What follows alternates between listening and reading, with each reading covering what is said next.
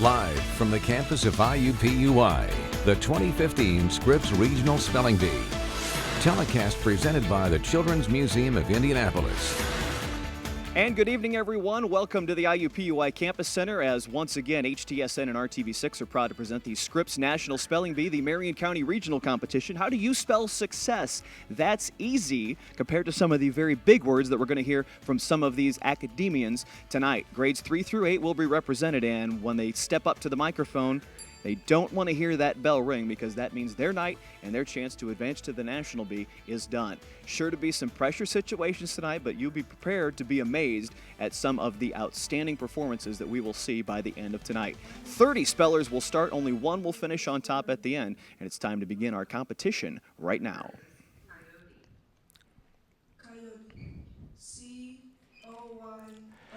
And we're taking a look here at some of the practice rounds as our spellers get a chance to take to the stage and step up to the microphone. They get a feel for kind of the sequence from the presenter, from how the words will begin, where they're going to be going, just exactly how the sequence will work. And each of them gets one opportunity to do that before we start over with number one and get a chance to do it for real. We thank you for joining us here tonight. We're live on HTSN, and also if you are joining us online on the IndyChannel.com or on our RTV6 mobile app, as we are proud once again to be part of the Scripps National Spelling Bee. Since 1941, the E.W. Scripps Company has been the national sponsor of the Bee, and as the parent company of RTV6, we are proud to be part of the local effort once again here tonight. Let's take a look at the group that we have taking the stage here tonight. 30 spellers from all over Marion County have qualified for tonight's Regional Bee, 15 boys and 15 girls, and even 50-50 amongst this group.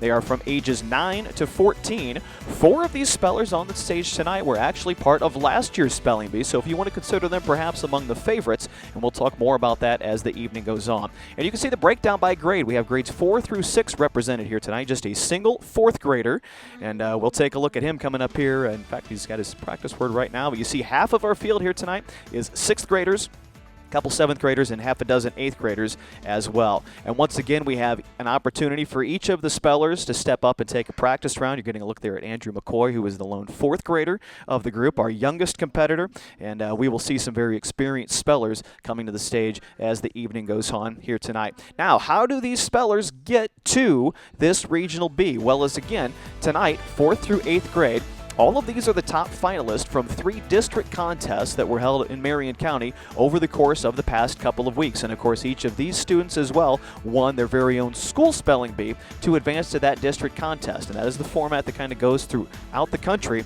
as students advance from the local level here to the county, or in this case, the regional level. And then the winner tonight, that very important trophy they'll get, but even better than that, they'll get that coveted spot and an all-expenses-paid trip to Washington, D.C. for the Scripps National Spelling Bee. That'll be coming up the final week of May for Bee Week 2015. And we are looking forward to see which of these talented young people gets the chance to make that trip for Central Indiana here when May rolls around. We talked about last year's Bee for just a moment as we had a chance to present it to you live on HTSN last year. We can tell you that our winner last year, the young man's name was Victor Schau. He's an 8th grader, now a freshman at Park Tudor. 60 rounds he survived last year. He spelled 46 words correctly and came up with 14 correct answers in the vocabulary round that we will talk a little bit more about once we get started here this evening. But 60 words he was able to get through to make it to the end. So we will see how far we go once we get down to the last couple 3 spellers here tonight. Now, we talk about the National Spelling Bee that Victor was a part of last year at 2014 in Washington, D.C. 281 spellers competed, not just from around the United States, but also represented from territories like Puerto Rico, spellers from some international representatives from Canada, from a couple other countries as well. You could see pretty even distribution between the boys and the girls, 139 versus 142. And you can see they start them young somewhere around the country, 2nd grader, 3rd grade, 4th grade. Really, any student under the age of 14 is eligible to compete in the National Spelling Bee. And you can see by the time they get to the national level, those 7th and 8th graders, those kids that are in junior high school and middle school, really step up with the experience that you get here on the stage to calm the nerves, to get it done under pressure, and to advance past this regional round. And you can see over there on the right column, distribution of public schools, private, parochial, home schools. We actually have a couple of homeschool students here on our stage tonight, and charter schools as well. So a lot of backgrounds and a lot of a variety of where these students are coming from as they make it here and try to earn that spot in Washington, D.C. Well, the practice rounds have now been completed. we can tell you that we'll be starting our evening with 28 spellers, as a couple of the regional qualifiers were unable to make it to the stage here at the IUPUI Campus Center, as we want to thank the folks at IUPUI once again for being our host once again here this evening, this outstanding facility. Now, here's what we're going to see here tonight as we get this competition started. The words, up until really the championship rounds at the end, are selected from a predetermined list. All 28 students will spell a word in round number 1. It's very simple. Everybody that gets through this first round will move on to round number 2, and you kind of know the drill. Whoever's left will spell until just one student remains at the end. There's a couple extra rules that go with it once we get down to the final 2, and we can also tell you that there is a vocabulary round that was added last year. We'll explain that when it comes up here. That'll be in round number 4 on our stage as part of our final competition here tonight. So at a certain point, you're going to hear some very big words, some very unfamiliar words, and we're all going to learn a lot from these talented young people here tonight. You get a look at some of the family and friends that have gathered here tonight at the IUPUI Campus Center that are waiting anxiously to see their youngster take the stage. Moms and dads and grandparents and aunts and uncles and brothers and sisters all right here to cheer on their favorite, but really we're getting an opportunity here to just be impressed by these young students as they get a chance to take the stage and get ready to go here tonight. They're going to give the kids one last opportunity here, I do believe, to get themselves a quick bathroom break for just a minute, because they're going to have themselves a little bit of a long haul. So we're going to take a quick break as well. We'll be back in just a minute to get the stage set and get you ready to go for the 2015 Marion County Regional Spelling Bee presented by Scripps. We're live here on HTSN.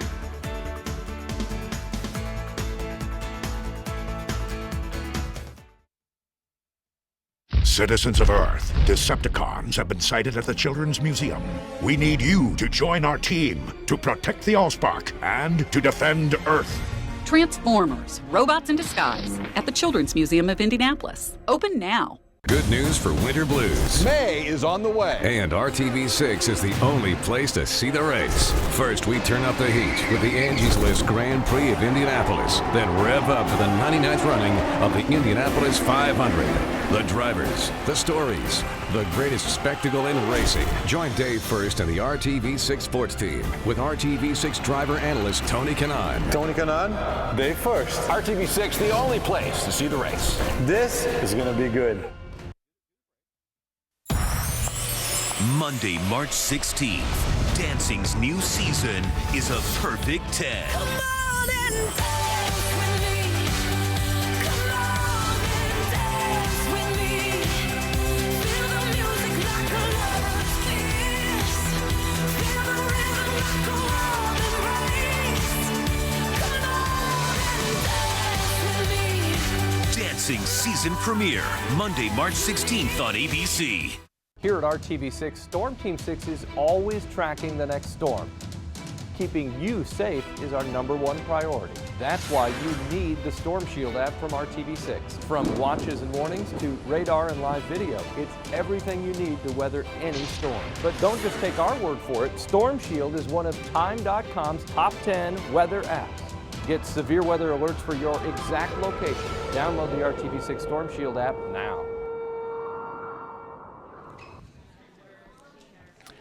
And we welcome you back here to the IUPUI Campus Center. There are the trophies that will go to first, second, and third place at the Scripps Regional Spelling Bee tonight. But more important than that, that big trophy on the left for first place also includes that all-expenses-paid trip to Washington, D.C. for the Scripps National Spelling Bee the last week of May. And one of these young people will get a chance to represent Central Indiana on the national stage coming up here at the end of the spring. And we're looking forward to getting the competition started in just a moment here tonight. They're giving the kids kind of one final opportunity to get themselves reset. Some of the folks in the audience are stretching their legs out here tonight. And we're going to settle in for a good competition, as we were in the long haul for a couple of hours last year, as it came down to the last two spellers for head-to-head matchup that went about 20 rounds and really stretched through the later part of the evening. So we'll see if it comes down to that tonight, or if we have one clear winner at the end of this as we get started here in just a couple of minutes. We do want to again thank the folks here at IUPUI as the campus center here. This is the Klipsch Theater downstairs. If you're familiar with campus here, the big student center, commons, food court, bookstore, and all of that kind of sits right here on the corner of Michigan and University. Well, downstairs they have this fantastic new modern facility, and we're glad to be here again tonight. Had a chance earlier to talk real quick quick with the Vice Chancellor of Student Affairs here at IUPUI. That's Dr. Zeb Davenport. And I had a chance to ask him what it means for IUPUI to have this group of bright young minds on campus here tonight. You know, we're excited to have the young students here on our campus, and you know as well as I know that if we can get our students exposed to campus life early, that it embeds in them the importance of being on a college campus. So it helps us in delivering our message that education beyond graduation of high school is important. More from Dr. Davenport coming up later on in our regional spelling bee telecast here tonight. It looks to me, at a quick glance, like we have 28 young people seated and ready anxiously to get themselves up to the microphone for the very first time. There it is, that spot that they'll take, and they're hoping not to hear that bell ring that will end their night. Our presenter here this evening, we do want to mention our presenter real quick. Chrissy Gray will be doing the presentation of the words here tonight. She is a teacher at St. Richard's School. She was a pronouncer at one of the district bees that fed into this competition right here. If you take a look at her on the far right there in the green cardigan sweater, she'll be behind the microphone here this evening and have a chance to give those words to our spellers as we get started. We'll tell you real quick that each time a speller steps up, they have an opportunity to ask Chrissy a series of questions to help them better get a grasp on the word that they're spelling. That includes the definition, the part of speech, the word's origin. Have a chance to ask Chrissy to use it in a sentence and any alternate pronunciations as well. It looks like our first 5 spellers are set to go, and speller number 1 is Gian Hoover. She is a student at Franklin Township, or excuse me, Francis Parker Middle School 56. She drew number 1 randomly, and she will have her first word here tonight as we begin round number 1. Okay, students, before we begin, after the practice round, it was a great practice. The judges and I discussed the practice round a little bit, and I would like to remind you to speak clearly into the microphone. And some of you, when you were adjusting the microphone, almost forgot to take your hand off. So make sure you take your hand off the microphone so we can see your mouth and hear you clearly. A couple of you also spelled rather quickly, so try not to spell so quickly that we can't understand you. But just speak clearly and have fun.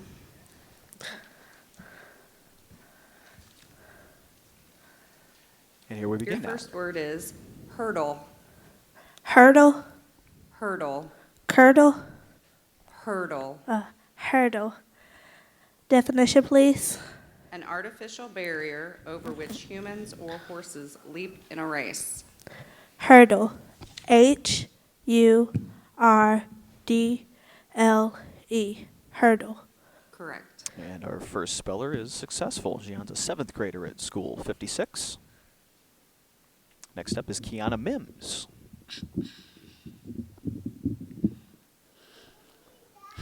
Permian. Could you please repeat the word? Permian. Can I get a definition? Of or relating to the last major division of the Paleozoic, marked by extensive glaciation, by decline of the amphibians and increase of primitive reptiles, and by rocks consisting largely of red sandstone and shale. Permian. Permian. Permian. Permian. Permian. P-E-R-M-I-A-N.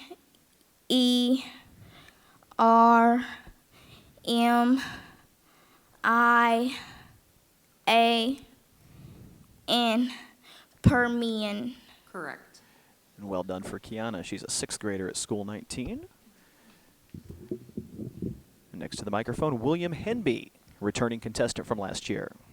Geode. Definition. A nodule of stone having a cavity lined with crystals or mineral matter. Geode. Language of origin. This word is from Greek. Part of speech. Noun. Please repeat the word. Geode. Geode. G-E-O-D-E. Geode. Correct. And William gets his first word right. He was a top 5 finisher last year and suspect he could make quite a good run here tonight. Next up is Aquatic. Millie Barron. Aquatic. Could you please use the word in a sentence? Porpoises and seals are aquatic mammals. Aquatic. Aquatic. AQUATIC. Aquatic. Correct. Millie's a sixth grader, one of our homeschool students here tonight. Well done on her first word. Shayna Bruin. Orenlicker is next. Could you repeat the word? Bruin. May I have the definition? A bear. Bruin. BRUIN. Bruin. Correct. Now, Shayna's a fifth grader at the Haston Hebrew Academy, and this is going to be interesting because this is her older brother, Cy, who's an eighth grader at Haston, and he's contestant number 6. Sonata. Sonata? Sonata. May I please have the definition? An instrumental musical composition. Sonata. SONATA. Sonata. Correct. Cy won the B 2 years ago and was runner-up in 2012, so he has plenty of experience here on this big Polymer. stage. Polymer. Can I please have a definition? A natural or synthetic chemical compound or mixture of compounds consisting essentially of repeating structural units. Polymer. Language of origin. This word is from Greek. Repeat the word, please. Polymer. Polymer. POLURMA. Polymer. And The correct Leslie spelling Yankety is POLYMER. from School 105. Leslie is our first contestant out here tonight. Safari. Safari. SAFARI. Safari. Correct. And a quick one from Regan Shar. She's the only 10-year-old of our group here tonight. She'll be moving on to round 2. Interrupt. Interrupt. INTERRUPT.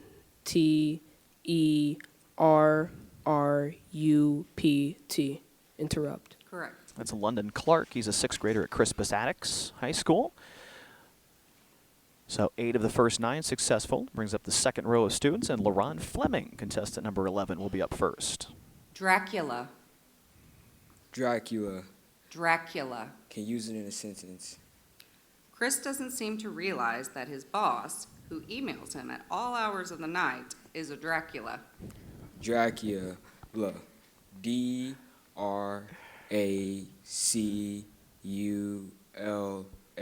Dracula. Correct. And always fun to hear some of these sentences that Chrissy will have for us here tonight to fill in those words. LaRon moves on. This is Abigail Snyder. Worrisome. Worrisome. WORRISOME.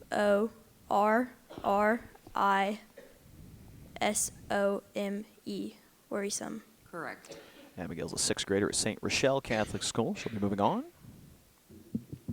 Octavia Abram is next. Pueblo. May you use in definition?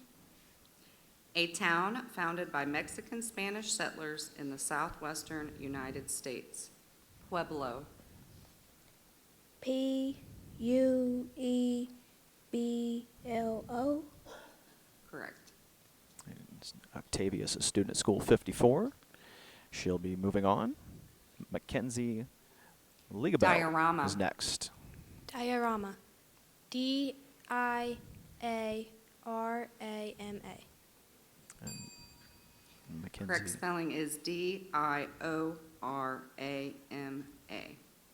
So Mackenzie from St. Jude Catholic School eliminated here in the first round. Pick up our next group of 5 spellers. Ashton Cox will be up first. Sixth grader at Christian Park, School 82. Hurricane. Hurricane. HURRICANE.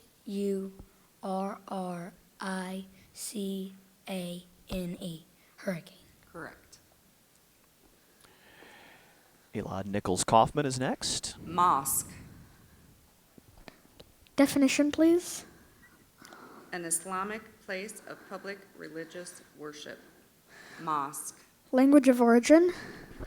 This word is from an originally Arabic word that went through Spanish and then Italian and then French before becoming English. MOSQUE. Mosque. Correct. Elot, another of the 6th graders. Moving on, he's at Center of Inquiry School 2. Well done. Gunny sack. Gunny sack. May I have the definition? A large, usually rectangular bag made of a strong, coarse, loosely woven material made from jute. Gunny sack. Gunny sack. Gunnysack.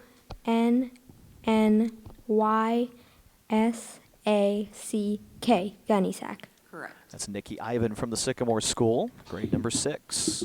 This is Vanessa Shao. Caboose. Caboose. May I have definition, please? A freight train car usually attached to the rear of a train, mainly for the use of members of a train crew. Caboose. Are there any alternate pronunciations? No. Can I have language of origin, please? This word is from a German word plus probably a Dutch word. Caboose. C-A-B-O-O-S-E.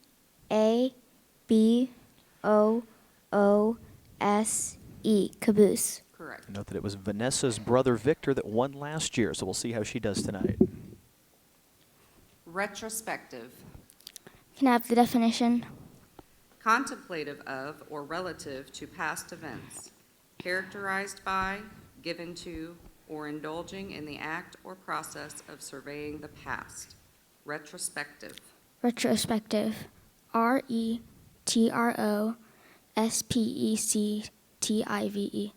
Correct. That's Julia Jeffries from Franklin Township Middle School West. Longest word we've seen in the first round so far.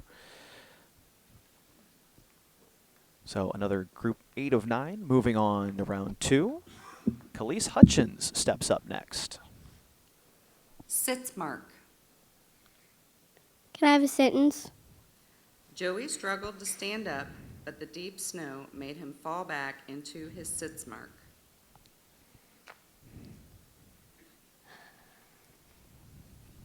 Can I have a meaning? A depression left in the snow by a skier falling backward. S-I-T-S-M-A-R-K. Correct spelling is S-I-T-Z-M-A-R-K. So Khalees. You know, it's a tough one there. Probably a word not many people have heard before. Loam. Loam. May I have a definition? Topsoil. A usually fertile and humus-rich soil consisting of a mixture of clay, silt, and sand. Humus-rich, pardon me. Loam. Loam. L-O-A-M. Loam. Correct. That's Studi Mather from Perry Meridian, the 6th grade academy. Successful with her first word. Ariane Anderson is next. Stucco. Stucco. Definition? A fine plaster of high quality used in the decoration and ornamentation of interior walls. Stucco. May you repeat the word again? Stucco. Stucco. S-T-U-C-K-O. Stucco. Correct spelling is S-T-U-C-C-O. Tough break there for Ariane from George Buck Elementary School on his way out now. Mathematics. This is Lucia Centro. Mathematics. M-A-T-H-E-M-A-T-I-C-S. Correct. Moving Seidner Academy Middle School into round number 2. Well done. Bring Maria Grant to the microphone. This word could be confused with a similar word. The word is isobar. The part of speech is a noun, and the definition is a line on a map marking places on the surface of Earth where the height of the barometer reduced to sea level is the same either at a given time or for a certain period. Isobar. Isobar. I-S-O-B-A-R. Isobar. Correct. Maria's an 8th grader at Park Tudor Middle School, so 2 Park Tudor students here tonight. Vanessa Shao from the lower school, Maria from the middle school. Number 26 up next, Andrew McCoy. Alamo. Alamo. A-L-A-M-O. Correct. Correct. That was quick. Andrew's our only fourth grader here tonight, the youngest of our 28 students. Huckster. Huckster. Can I have the definition, please? One that sells goods along the street or from door to door. Can I have the language of origin, please? This word is from a Dutch word that then became English. Huckster. Can you use it in a sentence, please? The huckster showed Rollo a dazzling array of gold watches. Huckster. Huckster.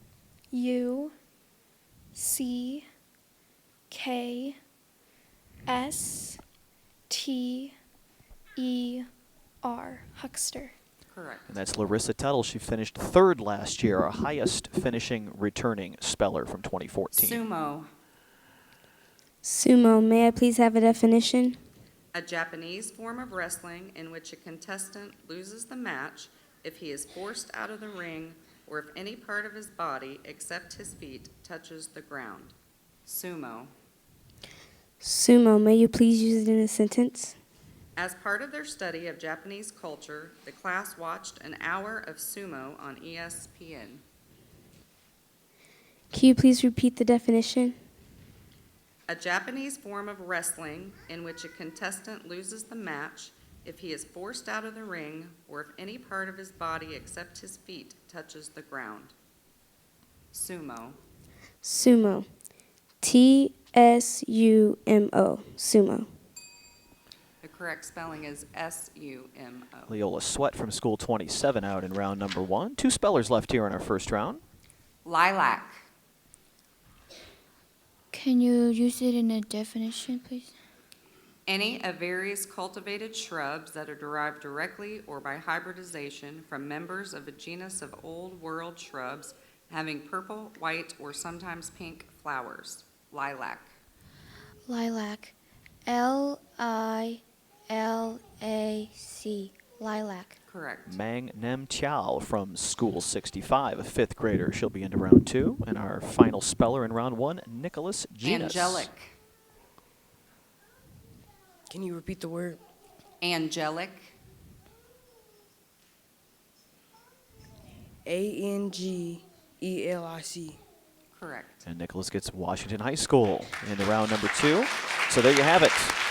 23 spellers will be moving on to our next round. We'll take a short break. We'll be back with round number 2 as the Regional Spelling Bee continues live on HTSN.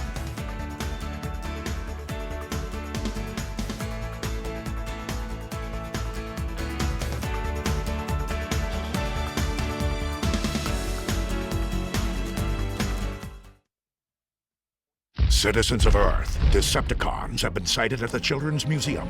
We need you to join our team to protect the Allspark and to defend Earth.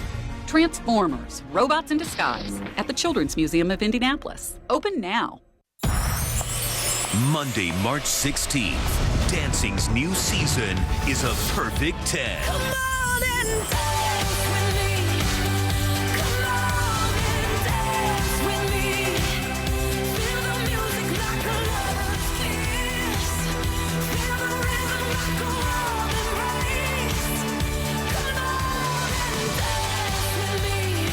Dancing season premiere, Monday, March 16th on ABC. Brad Brown back here with you on the IUPUI campus as the Scripps Regional Spelling Bee continues live on HTSN. Thanks to the Children's Museum of Indianapolis, our presenting sponsor. 23 spellers remain as we start round number 2. And we're back around to Gian Hoover for her second word. Karate. K-A-R-A-T-E. Karate. Correct. Gian is 7th grader at Middle School 56, Francis Parker Middle School. Kiana Mims now for her second word.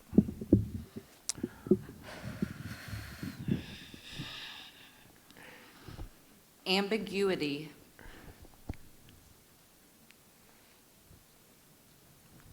Can you define that, please? The condition of admitting of 2 or more meanings, of being understood in more than one way, or of referring to 2 or more things at the same time. Ambiguity.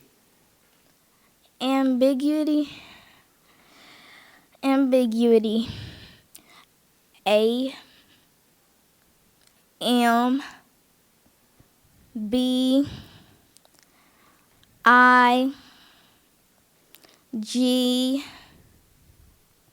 U I T Y. Ambiguity. Correct. Well done by Kiana. A little bit of nerves there maybe, but handled that well. Again, these first set of words the students have seen before. Hazard. Hazard. Had a chance to study these lists. Hazard. Hazard. Correct. Another good one for William Henby. Again, as an 8th grader, this will be his last opportunity at the Regional B. Adjacent. Adjacent. Could you please use the word in a sentence? Citizens of Centerville and its adjacent communities banded together to form a volunteer fire department. Adjacent. ADJACENT. Adjacent. Correct. Millie Barron, a 6th grader. She'll be moving on. Now Shayna Ornlicker for round 2. Trauma. Trauma. May I have the definition, please? A psychological or emotional stress or blow that may produce disordered feelings or behavior. Trauma. Trauma. TRAUMA. Trauma. Correct. Shayna says she's read the entire Harry Potter series more than 15 times. So she's seen a lot of words already as only a 5th grader. This word could be confused with a similar word. Pandit. It is a noun.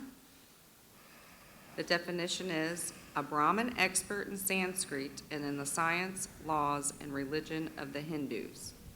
Pandit. Pandit. P-A-N-D-I-T. Pandit. Correct. Cy Ornlicker says he'd like to study astrophysics. Intelligent young man. Well done here in round 2. Carnivore. Carnivore. CARNIVORE.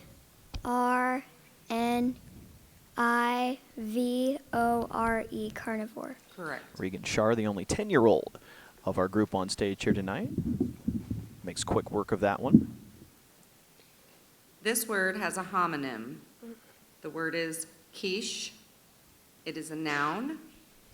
It is a baked custard pie, usually having an added savory ingredient as chopped ham, seafood, or vegetables. Quiche. Language of origin, please.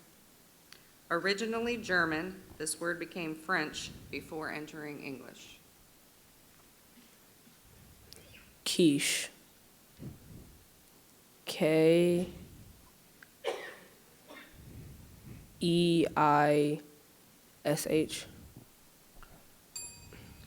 The correct spelling is Q-U-I-C-H-E.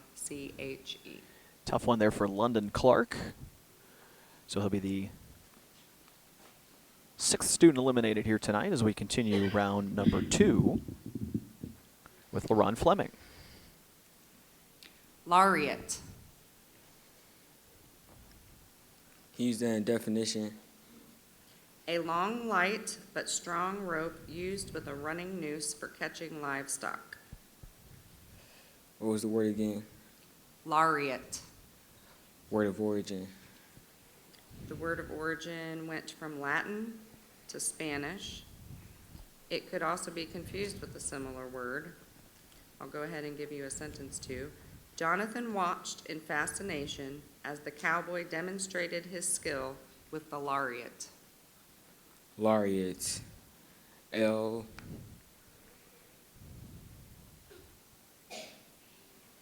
A. R.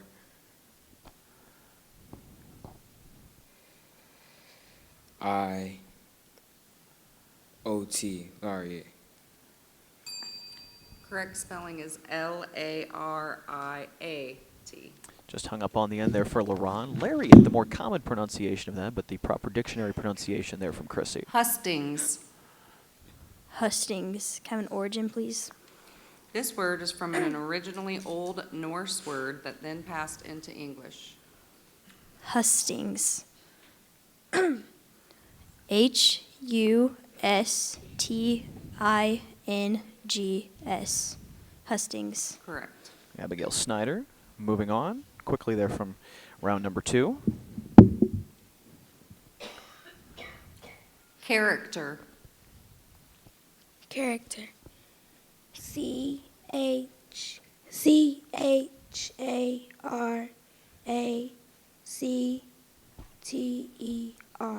Character. Correct. And Octavia Abram taking care of that one. She'll be moving on. The next group will step up. 5 more students to the microphone. Ashton Cox, a 6th grader at Christian Park School 82. Renegade. Renegade. RENEGADE. Renegade. Correct. Knocks that one out in a hurry. Found one he knew, and he'll be moving on. Praline. Praline. Could I please have the language of origin? This word is from a French name. Definition? A round patty of creamy brown sugar containing pecan meats. Praline. Praline. P R A I L E N S. Pralines. The correct spelling is Praline. So Eli Nichols will be done here in round number 2. As the food words continue. We had quiche earlier. Collage. Collage. May I have the definition? An artistic composition of fragments of printed matter and other materials pasted on a picture surface. Collage. May I have the language of origin? This word is from a word that went from Greek to Latin to French, plus a French combining form. Collage. COLLAGE.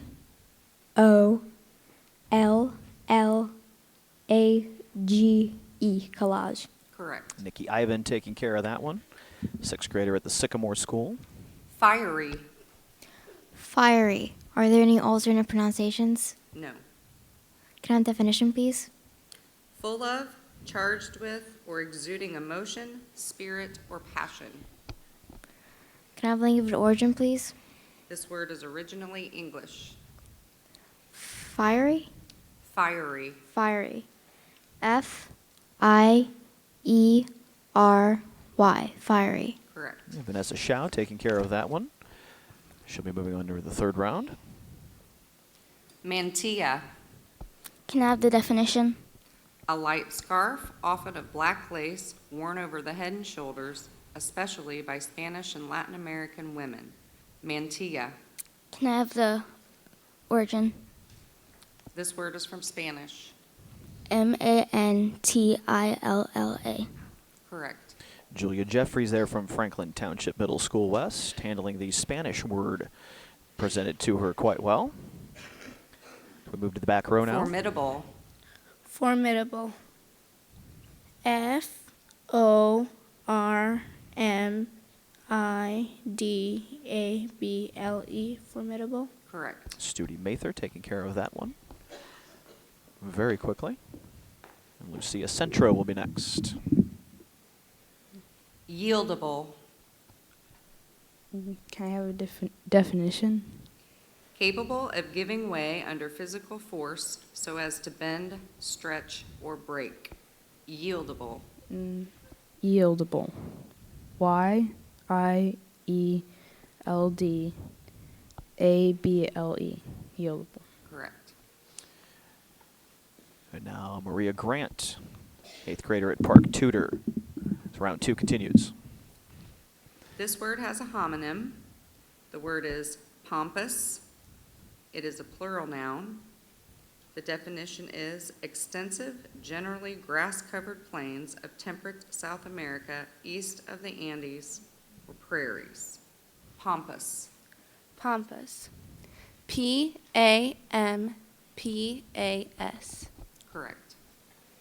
And Maria will be moving on as we bring our final group to the microphone.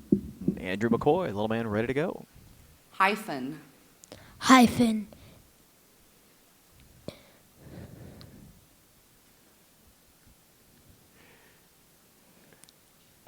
H-Y P-H-E-N. Correct. Thought a long time about that one. Had it, wasn't sure, got it back, and finished it off. Very nice. Temporal. Temporal. Can I have the definition, please? of or relating to time as opposed to eternity. Can I have the language of origin, please? This word is from Latin. Can you use it in a sentence, please? Temporal matters concerned Mr. Getty much more than philosophical questions about an afterlife. Temporal.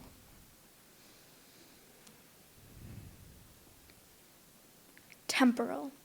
T E M P O R A L. Temporal. Correct. See, Larissa's got a pretty unique way of spelling there. Kind of eyes closed, spelling it out on her left hand, one letter at a time. Antibiotic. Can you give me a definition? A substance produced by a microorganism as a bacterium or a fungus, and in dilute solution having the capacity to inhibit the growth of or kill another microorganism as a disease germ. Antibiotic. A N T I B I O T I C. Correct. And well handled there by Mang Nam Tiao. And the end of the line again with number 30, Stipple. Nicholas Genus. Can you repeat the word? Stipple. S-T-I-P-L-E. Stipple. So one more speller out as we wind down round 2. 19 spellers remain as we will head into round 3. Another short break. We'll be back at the IUPUI Campus Center here on HTSN.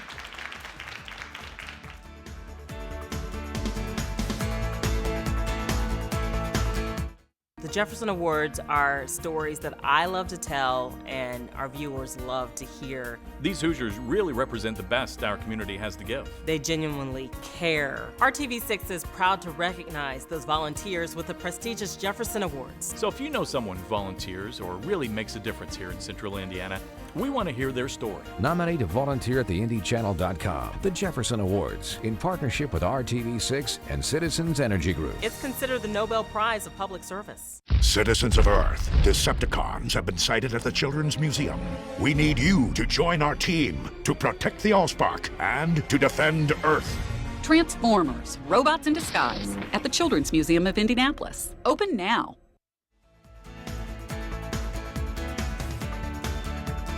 And we are back here at the Scripps Regional Spelling Bee, the Marion County competition. You get a look there at Chrissy Gray, nearest the camera, the green sweater from St. Richard's School. She is our pronouncer here tonight, and our table of judges here this evening. They have already rang the bell 9 times here tonight as we are starting the night with 28. We're down to 19 as we get set for round number 3.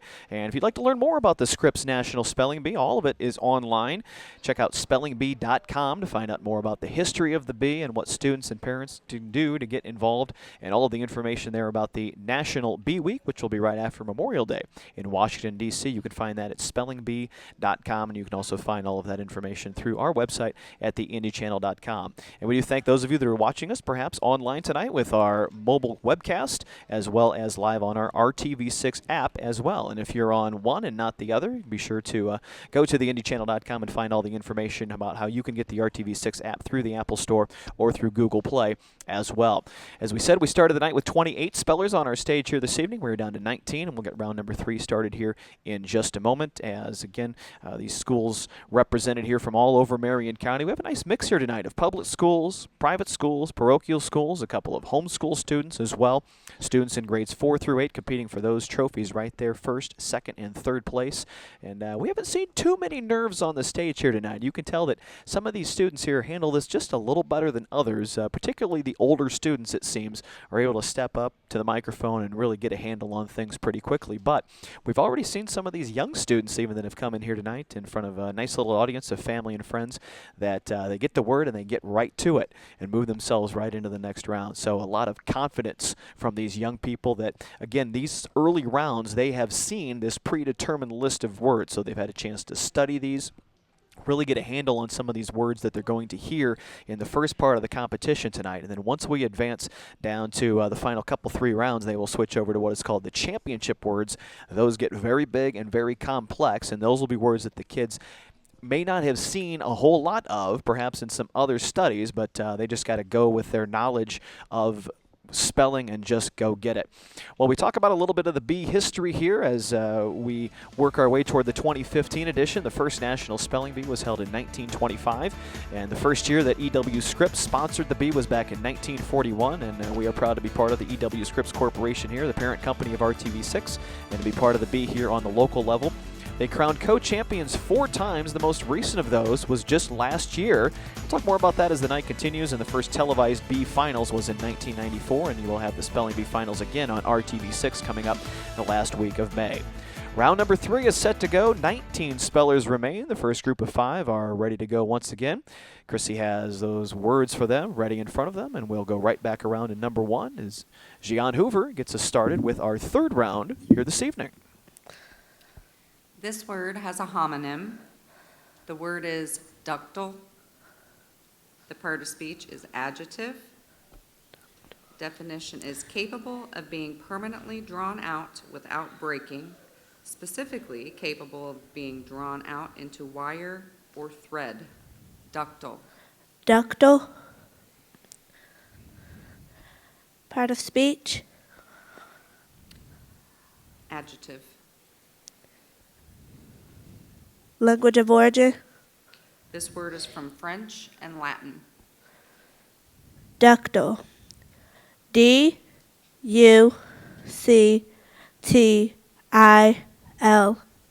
Ductile. Correct. Another successful spelling there for Gian, as she'll get a chance to sit and watch the rest of round 3 unfold.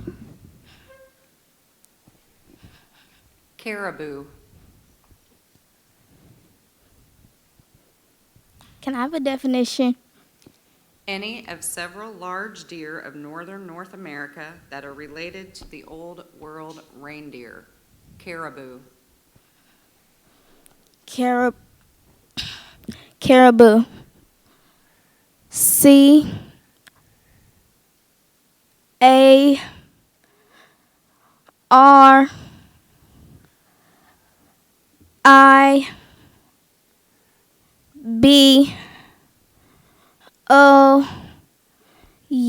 Caribou. Correct. Kiana takes care of that one. A deep breath. Back to her seat. She'll be moving on to round 4. Matinee. Language of origin. This word came from French, which formed it from a Latin word. Definition. A performance of a production as a play, opera, film, or the presentation of a concert, or sometimes the holding of some other event in the afternoon, or occasionally in the morning or at midnight. Part of speech. Noun. Please repeat the word. Matinee. Matinee. M-A-T-I-N-E-E.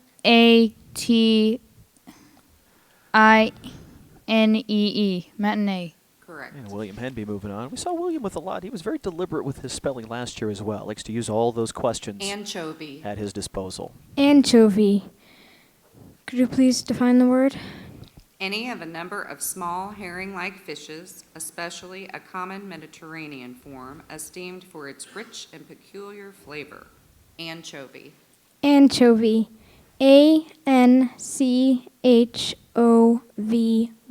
Anchovy. Correct. And Millie Barron takes care of that. We'll count that as a food word. We've seen a few food words here tonight. We'll all be hungry in a little bit. Crusoe.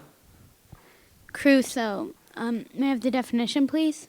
A solitary castaway, one that lives or survives by his or her own unaided effort and ingenuity. Crusoe. Crusoe. C-R-U-S-O-E. Crusoe. Correct. That's Shayna Ornlicker. And again, this is her older brother, Cy. Remember, they drew random numbers tonight just by chance. The siblings drew 5 and 6. Back to back. Pangolin. May I please have the definition? Any of a family of Asian and African toothless mammals having the body covered with large overlapping scales and feeding chiefly on ants and somewhat resembling the American anteaters. Pangolin. Penguin. P-A-N-G-O-L-I-N.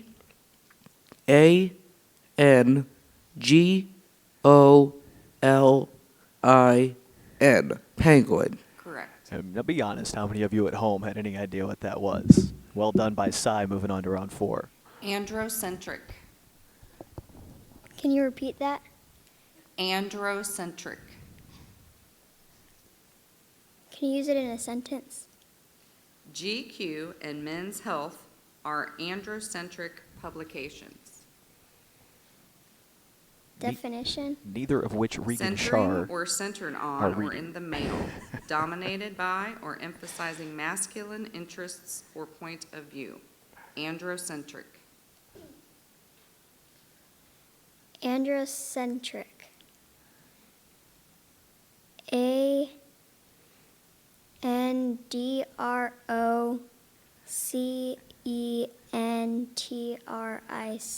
Androcentric. Correct. That might be the most impressive spelling we've seen so far tonight. Regan, a 10-year-old girl, stepping up with the Men's Health and GQ reference and coming up with a nice word right there. Well done. Moving on here in round 3. Toucan. Toucan. Toucan. Toucan. Correct. Just that quickly for Abigail Snyder. She'll be moving on, representing St. Rochelle Catholic School. Graffiti.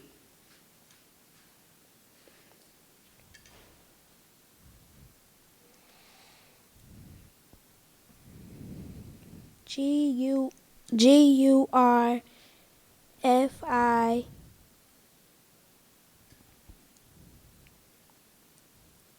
DY. The correct spelling is GRAFFITI. And that'll be the end of the night for Octavia Abram. First speller down here in round number 3. As Ashton Cox steps to the microphone. Tortilla. Tortilla. TORTILLA.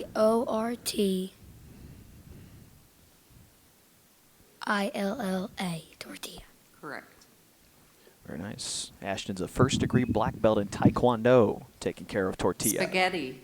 Spaghetti. May I have the definition? A pasta made in solid strings of small diameter but larger than vermicelli. Spaghetti. May I have the language of origin? This word is from Italian. Spaghetti. SPAGHETTI.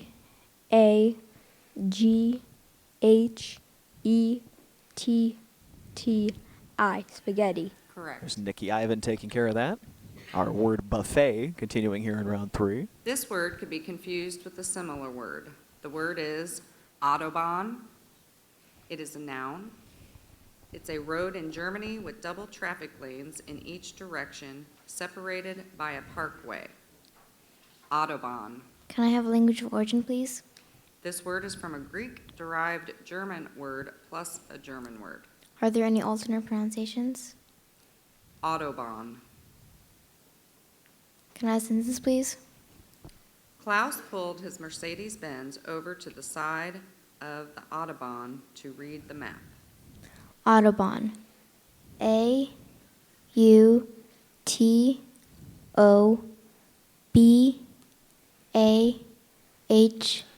Autobahn. Correct. And well done by Vanessa there. Quick study of the Greek plus German, putting that together with Autobahn. Islamic.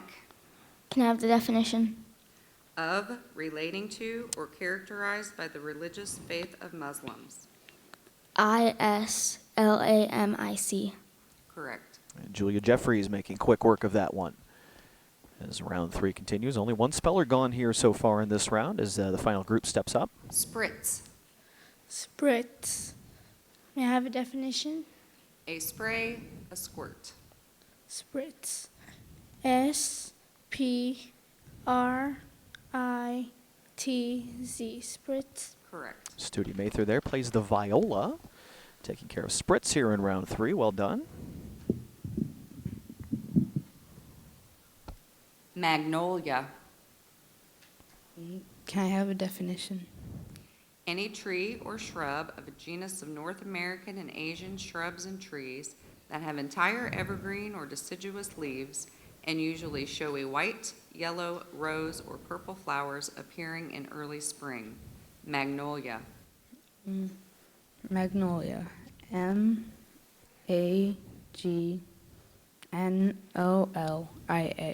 Magnolia. Correct. And Lucia Centro will be moving on to the 4th round. So we continue here with Maria Grant, another of our 8th graders. Vivisection. Vivisection. Can I have the definition? The cutting of or operation on a living animal, usually for physiological or pathological investigation. Broadly, any form of animal experimentation, especially if considered to cause distress to the subject. Vivisection. Vivisection. Vivisection.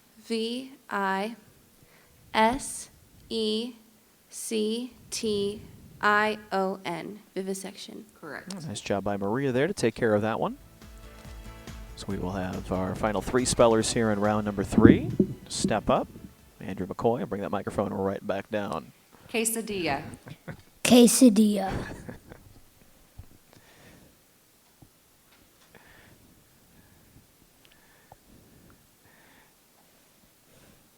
Q U E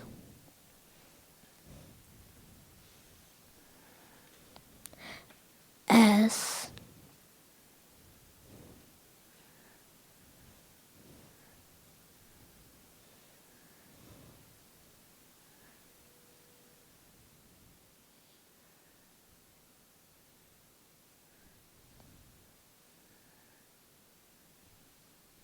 Let's see if Andrew can come up with this one here in the middle of it.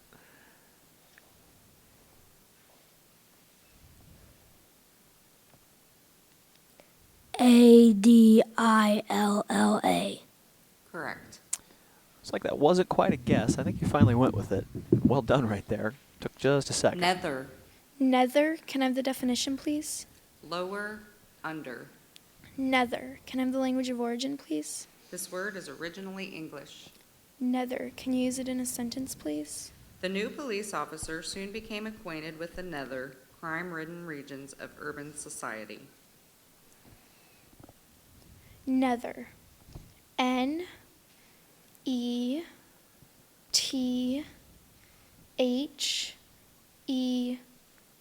Nether. Correct. Yeah, Larissa Tuttle, another of the 8th graders. Remember that group? That's their last year, their last opportunity here. Morgue. Can you give me the definition, please? A place where the bodies of unidentified persons or those who have died of violence or unknown causes are kept until released for burial. Morgue. Morgue. Can you give me the origin, please? This word is from a French word. Morgue. M-O-R-G-U-E. Morgue. Correct. And Magnem will be moving on to our 4th round. That wraps up round number 3. We're going to take another short break. We'll have something a little different on the other side as 18 spellers remain here at the Scripps Regional Spelling Bee on HTSN.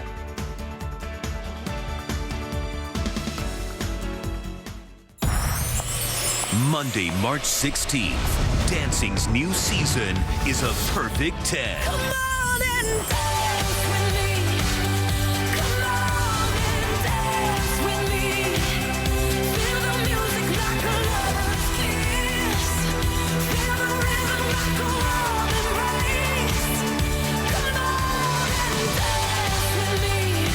Dancing season premiere, Monday, March 16th on ABC. Have dinner and support a good cause right here on the floor of Bankers Life Fieldhouse. I'm Mark Mullins from RTV6. And I'm Chef Sam Brown from Second Helpings. Every day, Second Helpings creates and delivers thousands of meals to Hoosiers who struggle with hunger. You can help. Join us April 15th for the Corks and Forks Gala here at Bankers Life Fieldhouse. Enjoy great food from Indy's best chefs, fine wine, and local craft beer. Every dollar you spend will directly benefit Second Helpings. Get your tickets at corksandforks.org. All right, we're back here at the Regional Spelling Bee, IUPUI Campus Center. Brad Brown here with you live on HTSN. We moved into round number 4, and something a little different that was added to the Spelling Bee last year. We're going to see it right here in the 4th round and every subsequent 4th round after that tonight. This is called a vocabulary round, where the students, instead of spelling a word, will be given a word and a list of potential definitions and have to select this. This goes beyond just memorizing spellings and actually learning words. We'll have Chrissy explain. Cushy. If a job is described as cushy, it A, involves working with furniture, B is not very difficult. Cushy, which is C-U-S-H-Y. B. Correct. It's just like that. A, B. So if nothing else, these kids have no idea. You got a 50-50 shot at getting through this round. This can be even more nerve-wracking than the Your spelling. word is leotard, L-E-O-T-A-R-D. What is a leotard? A dancer's garment. B, a jungle cat. What is the choice again?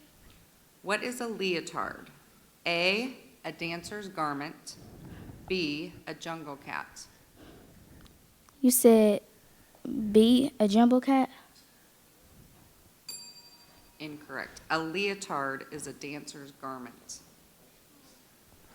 And that'll be the end of the night for Kiana Mims here in round 4. Perhaps. She was asking if B was a jungle cat. That was more of a question. So we're going to see if the judges give that.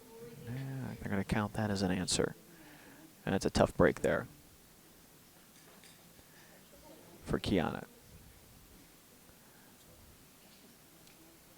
We'll see. The judges might talk that one Your over. word is We'll see how it goes nasal. from here as round 4 continues. N-A-S-A-L. What does nasal refer to? A, the nose. B, ships or the sea. A. Correct. Just that simple for William Henby. Bandit. B-A-N-D-I-T. A bandit is A, a person who steals. B, a rap over a wound. A. Correct. That's correct for Millie Barron. So go move through these vocabulary rounds Jerky. a little quicker. J-E-R-K-Y. What is jerky used for? A, eating. B, sports. A. Correct. Shayna Orlicker moving on. Now, Cy will step up. Speller number Crimson. 6. C-R-I-M-S-O-N. Crimson is a shade of A, blue. B, red. B. Correct. Very good. The kids, you got to just pay a little bit of attention right there. You'll see them hesitate for just a second if they get caught off guard. Workmanship.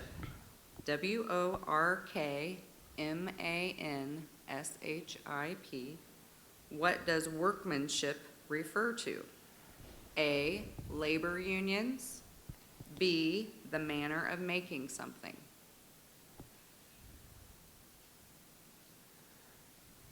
Can you repeat that? What does workmanship refer to? A, labor unions, or B, the manner of making something?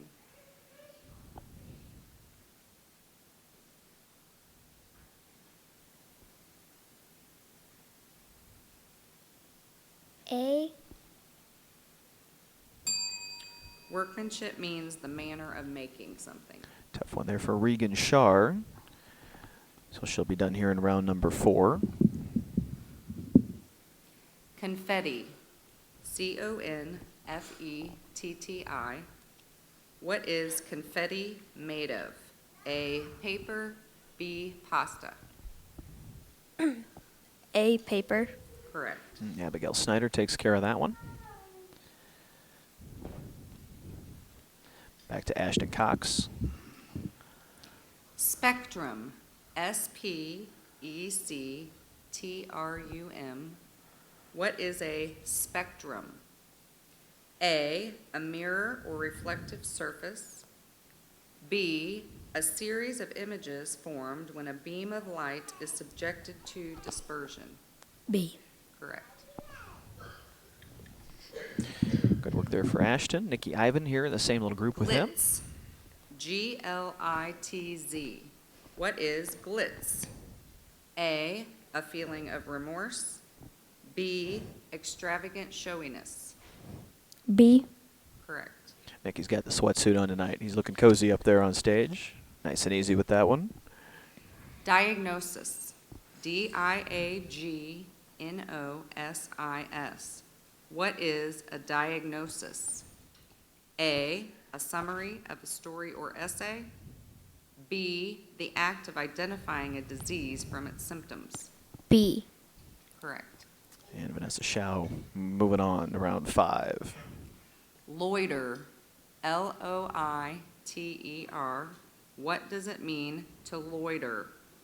A, instigate an argument. B, hang around. Can you repeat those?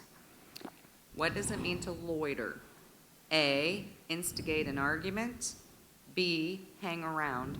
B. Correct. And another winner there for Julia Jeffries. We move to the back row here in round 4. Souvenir, Souvenir. What is a souvenir? A memento. B, a cooking method utilizing vacuum-sealed bags. A.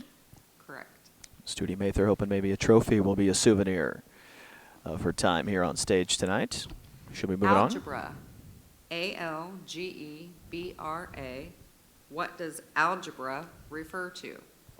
A, an act of deceit. B, a branch of mathematics. B. Correct. Lucia Centro taking care of that. I suspect we have some kids on this stage tonight that are also very good at algebra. Dealership, Dealership. A dealership is a type of A, certificate, B, business. B. Correct. And that'll be another one in the book for Maria Grant. So we bring our last 3 spellers up one more time here in round 4. This word is a homonym. Confidence, Confidence. Confidence. What is confidence? A, the state of trust between persons who share secrets. B, a plant producing naked seeds in cones. A. Correct. Andrew McCoy taking care of that. We need to put Andrew and Maria next to each other. Got to be almost 2 feet between the two of them. 25 and 26. Parfait. A parfait is a type of A, painting, B, dessert. B. Correct. Now we've made it to dessert. Maybe we'll wind the food down for a little bit here. For Larissa This Tuttle word right could be there. confused with a similar word. Slaughter is spelled Slaughter. What does slaughter refer to? A, mass killing. B, quiet chuckling. A. Correct. And Magnum takes care of that one. So that wraps up round 4. 2 more spellers out. 16 remain. We'll get back to the spelling. Round number 5 will be on deck when we continue here from the IUPUI campus. Citizens of Earth, Decepticons have been sighted at the Children's Museum. We need you to join our team to protect the Allspark and to defend Earth. Transformers, Robots in Disguise at the Children's Museum of Indianapolis. Open now. Good news for winter blues. May is on the way. And RTV6 is the only place to see the race. First, we turn up the heat with the Angie's List Grand Prix of Indianapolis. Then rev up for the 99th running of the Indianapolis 500. The drivers, the stories, the greatest spectacle in racing. Join Dave First and the RTV6 sports team with RTV6 driver analyst Tony Kanaan. Tony Kanaan, Dave First. RTV6, the only place to see the race. This is going to be good.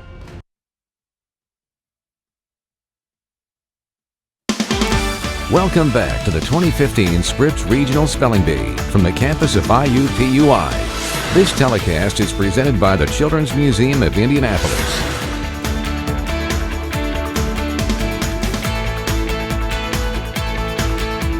And a beautiful evening downtown as we are on the IUPUI Campus Center. Beautiful facility right here in the heart of their downtown campus. And we are live with the 2015 Scripps Regional Spelling Bee. Brad Brown here with you as we continue on HTSN, on the IndyChannel.com, and on your RTV6 app. We started the night with 28 spellers. We are down to 16 after we finished the first of what is called our vocabulary rounds here tonight.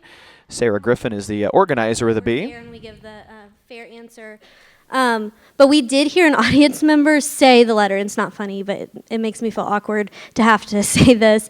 Please be good audience members. I know especially our younger audience members may have trouble sitting still, and that's fine. But we heard someone give an answer, and that's not okay. We want to make this be as fair for the kids as we can. So please be good audience members. Don't say the letters. If you know how to spell it, great. But let them be our superstars tonight, okay? We'll let you know. All right, just taking care of a little maintenance there with the audience. Sarah works here at the IUPUI campus in their marketing department. She's been our coordinator here tonight as well and has been in charge of getting all the kids prepared for this and putting all of this together here once they kind of got to the stage here tonight. She's kind of our liaison between our TV telecast and the judges, and Chrissy Gray, our pronouncer here tonight. So judges are having a little discussion at the table right here as we have wrapped up round number 4, the vocabulary round. We're going to see what they're discussing right there, and we'll have a little chit-chat amongst the table. You can see the students that are left right now. We can tell you that our youngest student still in the running right now. We've got several of our 8th graders that are still in it as well. In fact, I'll look down my list real quick here. I believe we have 4 of our 6 8th graders left in the competition here tonight. So again, we started with 28 on stage. We're down to 16, and we'll see who's able to get through kind of this next series of rounds. That rounds 5, 6, and 7, they'll be spelling words, much like we've seen throughout the course of the night. And then if you followed us along here, every 4th round, so round 8, and then on to say 12, 16, 20, etc. would be those vocabulary rounds with the words given and kind of that A, B that are given to them right there as well. So we heard earlier from IUPUI Vice Chancellor Dr. Zeb Davenport, and let's give you a little bit more of that conversation here tonight as they've been our hosts for the 2015 Regional Spelling Bee. Well, once again, the Regional Spelling Bee comes to the campus of IUPUI, the beautiful IUPUI Campus Center. Dr. Zebulon Davenport is the Vice Chancellor of Student Affairs. Once again, our gracious host here for the Spelling Bee this evening. Tell me first about what it means to the school to have this group of young, bright minds here on the IUPUI campus. So basically, we're excited to have the young students here on our campus, and you know as well as I know that if we can get our students exposed to campus life early, that it embeds in them the importance of being on a college campus. So it helps us in delivering our message that education beyond graduation of high school is important. One of the things that's happening on our campus that we're very excited about is our brand new residence hall. We are going to break ground on that facility and hopefully in the next couple of months. The facility will be finished the fall of 16, and it gives our students the opportunity to live on our campus, live, learn, and lead right here on our campus at IUPUI. Really a chance to add to that college experience for those students. Absolutely. We're hearing more and more that our students want what they call this real college experience, and by providing them with a residence facility, we're able to allow them to come here, stay here, live here, and be engaged on our campus. Dr. Davenport, thanks for joining us. Enjoy the evening. Thank you very much for having me, and welcome to IUPUI. Yeah, and this is just a dynamite facility here that is really a showpiece in the middle of IUPUI's downtown campus, of course, right across the street from the beautiful Simon Cancer Center. They're redoing some things over at a couple of the other towers here that they've added to. They're medical building going up here, and a law building, and of course the stadium, the Carroll Stadium, has become the home of the Indy 11 soccer team as well over the course of the past year as they're getting set for their second year. And of course the IU Natatorium is in the process of working towards some renovations as well. So just a big expansion really taking place as IUPUI's campus has gone from being kind of a small commuter college to really kind of a power player on the state's academic scene, and they're doing their best to keep talent here, academic talent, local as they can, with a lot of folks from Indianapolis getting a chance here, the young people, to stay and get a quality education right here close to home. Judge is still talking some things over after finishing up round number 4 with the vocabulary round, trying to make a couple of decisions here as we work our way toward round number 5 here tonight. Well, we're here at the Regional Spelling Bee and working toward the National Spelling Bee. What is and why is it a spelling bee? Well, the word bee refers to a community social gathering. Friends and neighbors join together for a single activity. And you can see, perhaps have heard of things like a spinning bee, dating back to the 18th century, husking bee, apple bee, logging bee, all sorts of things there. If you go back through your history books, the word or the phrase spelling bee first appeared in print in 1875. And again, the National Spelling Bee dates back to the 1920s, this year being the 88th Scripps National Spelling Bee. So there's a little bit of history for you there. We'll learn a little bit more from that here tonight. So it looks like we are done with our judges chatting on stage there. Everybody's getting set to go. Our spellers have had just another moment to be nervous, I suppose, or relax just a little bit, I guess. And we will see where we're headed here toward round number 5 with 16 spellers remaining here this evening.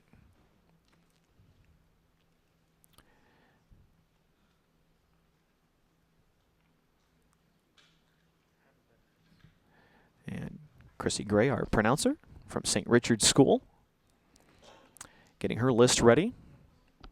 So we move on to the 5th round, and our spellers are set to go. Gian Hoover has been number 1 all night. She's been successful for her first 4 words. 7th grader at Francis W. Parker Middle School, number 56. And again, the students came in to register tonight. They each had a chance to randomly draw just based on when they arrived to get set for the bee here tonight. They each picked a number out of the hat, essentially. Yeah, that's the number that hangs around their neck, and that's their order of spelling here tonight. So Gian will step up, and we'll begin round number 5 of our spelling bee here this evening. This word could be confused with a similar word, gazelle. It is a noun. Any of numerous small, graceful, and swift African and Asian antelopes noted for the luster and soft expression of their eyes. Gazelle. Gazelle. G-A-Z-E-L-L-E.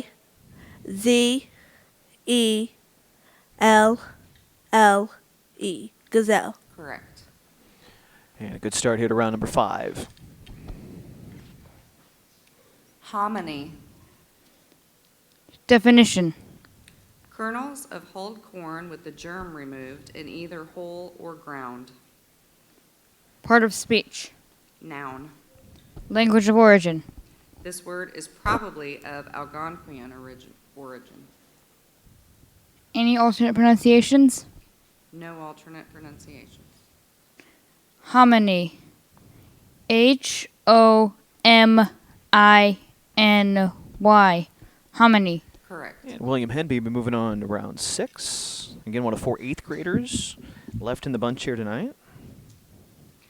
Automaton. Could you please repeat the word? Automaton. Could you please define the word? A contrivance or figure that appears to imitate the motions of humans or animals. A robot. Automaton. A-U-T-O-M-A-T-O-N. Automaton. Correct. And Larissa Tuttle, or excuse me on that one, contestant number 4, Millie Barron, taking care of that one. Millie and Larissa are 2 homeschool students here tonight. Fletcherism. May I have the definition, please? The practice of eating in small amounts and only when hungry, and of chewing one's food thoroughly. Fletcherism. F-L-E-T-C-H-E-R-I-S-M. Fletcherism. Correct. Quick work there by Shayna Ornlicker. Very impressive here. Round number 5. Siberian. Siberian. May I please have the definition? Of, relating to, or characteristic of Siberia, the massive central and eastern portion of Russia. Siberian. S-I-B-E-R-I-A-N.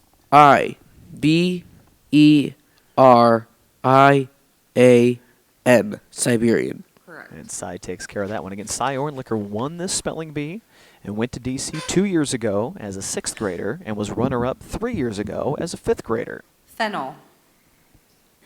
Fennel. Can I have an origin, please? This word is from a word that went from Latin to English. Fennel. F-E-N-N-E-L. Fennel. Correct. And Abigail Snyder will be part of round 6 with that successful spelling. These rounds come a little quicker here as we start to thin the numbers. Abdicate. Can you please repeat the word? Abdicate. Abdicate. Abdicate. Abdicate. Correct. Ashton Cox there's been one of our quicker spellers here tonight. Another good one for him. Chalupa.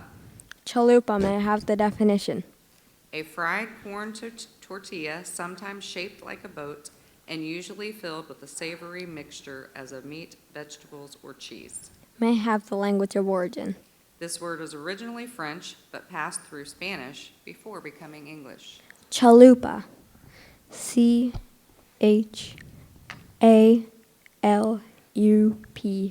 Chalupa. Correct. Nikki Ivan takes care of that. We also had tortilla and quesadilla already tonight, so Syntax. do what you want with that. Syntax. Can I have definition, please? Sentence structure. Can I have language origin? This word is from a word that went from Greek to French to Latin.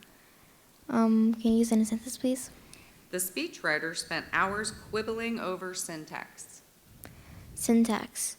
S-Y-N-T-A-X. Syntax. Correct. And another good one for Vanessa Shao. Moving on. One of 3 Participant. fifth graders left. Can I have the definition? One that takes part in something as an enterprise or activity, usually in common with others. P-A-R-T-I-C-I-P-A-N-T. Correct. Julia Jeffries with that one. She plays the flute in her school band as well at Franklin Township Middle School West. She'll be part of round Tortoni. 6. Tortoni, may I have the definition? An ice cream made of heavy cream, minced almonds, chopped maraschino cherries, or other flavorings. Tortoni. Tortoni. T-O-R-T-O-N-I. Tortoni. Correct. I believe that's Italian. You'll find that next to the spumoni in the ice cream aisle. We're putting together a pretty good menu tonight. This word has a near homonym. Junta. It is a noun.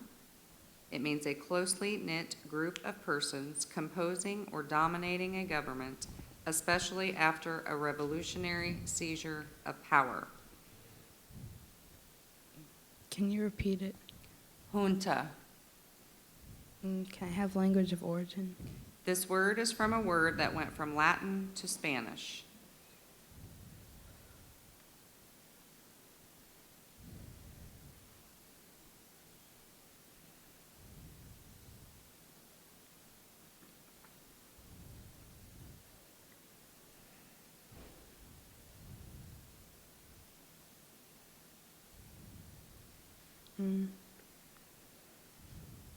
J-U-N-T-A. Correct. And Lucia Centro coming up with that one. A little hesitation, but well done. Maria Grant in round 5. Matriarch. Matriarch. Can I have the definition? A woman that rules, often autocratically and usually to the exclusion of male precedence over her immediate family or a larger group made up of her more remote descendants. Matriarch. Matriarch. M-A-T-R-I-A-R-C-H.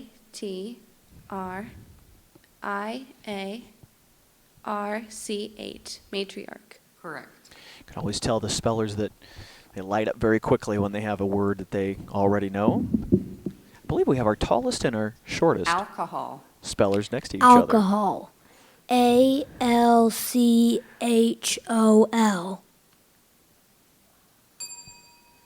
It's A-L-C-O-H-O. Andrew forgot an O in the middle right there. I think he kind of caught himself just as he stepped away from the microphone. blend. So our youngest Pitch blend. contestant is Can I have out. the definition, please? A brown to black mineral that has a distinctive luster, contains radium, and is the chief ore mineral source of uranium.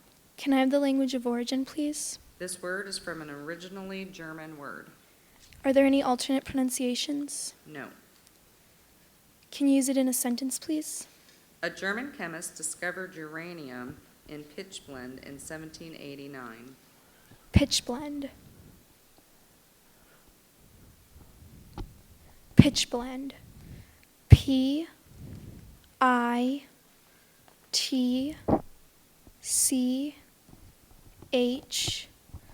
B-L-E-N-D-E.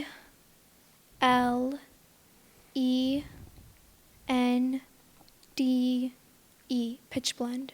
Correct. And Larissa Tuttle finished third last year. Larissa tells us she's obsessed with Lord of the Rings. Vulnerable. Definition, please. Capable of being wounded, defenseless against injury. VULNERABLE.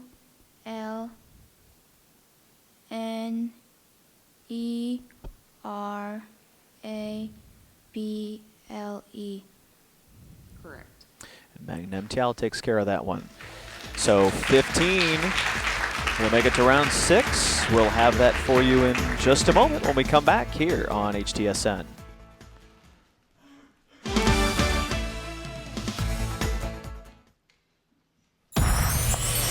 Monday, March 16th, dancing's new season is a perfect 10.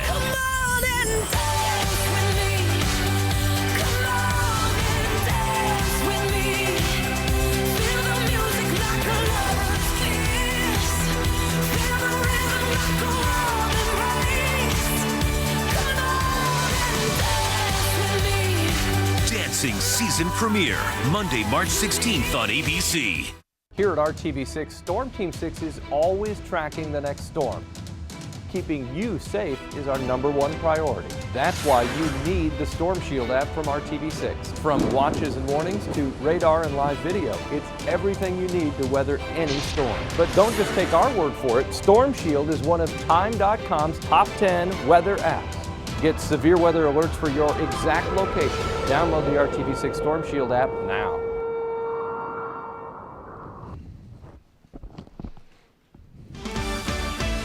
And the 2015 Marion County Regional Spelling Bee, presented by Scripps and sponsored our telecast by the Children's Museum of Indianapolis, live from the IUPUI Campus Center. Brad Brown here with you as we're just a little less than 90 minutes into our spelling tonight. We've completed 5 rounds, 4 spelling rounds and a vocabulary round.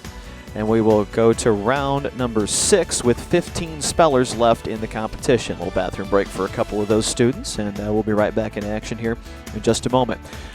Well, 3 spellers from the state of Indiana have won the Scripps National Spelling Bee over the years, dating all the way back to Betty Robinson from South Bend in 1928 with the word albumin. David Tidmarch, a young man from South Bend, 2004. I remember David quite well, made quite the national tour, as the Spelling Bee champion often does now, getting a chance to visit the late night shows and the morning news shows, Good Morning America, and they get a chance to go out. I think some of them have played Scrabble with Jimmy Kimmel. Samir Mishra, also from South Bend in Samir from Lafayette, 2008, was the last Hoosier to win at the Scripps National Spelling Bee, first place overall. Hopefully one of our spellers will be able to make a good run in D.C. after they get through the competition here tonight as we start round 6 with Javon Hoover. Tatami. Tatami. Tatami. Word of origin, please. This word is from Japanese.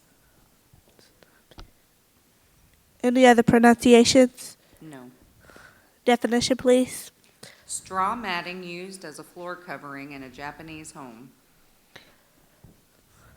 Tatami. T-A-T-O-M-I.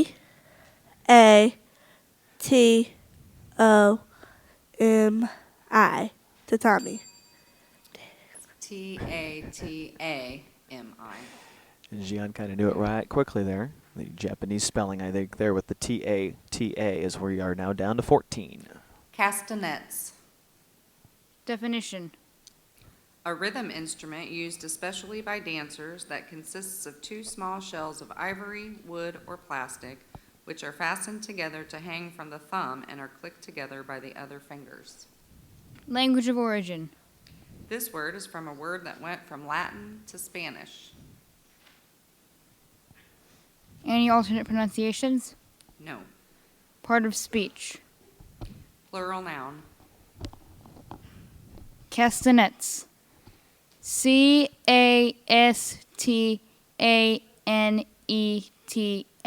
Castanets. Correct. And William Henby will be moving on past round number 6 once again, and returning from last year's competition. Purga. Could you please repeat the word? Purga. Purga. Could you please define the word? An intense Arctic snowstorm occurring usually in flat open country and characterized by severe cold and wind-driven snow.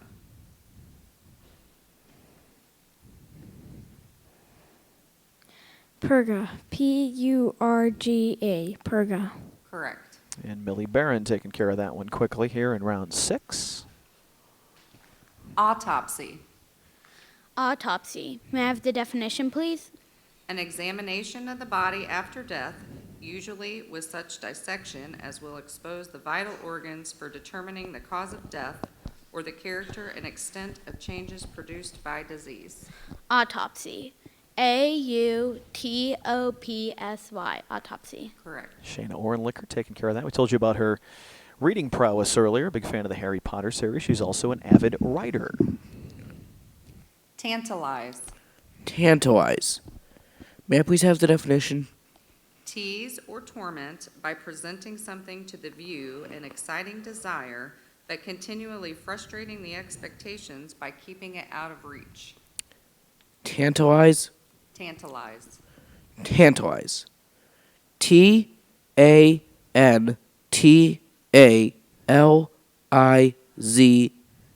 Tantalize. Correct. And Cy will be moving on as well. Cy will be serving as a page at the State House next month at the Indiana General Assembly.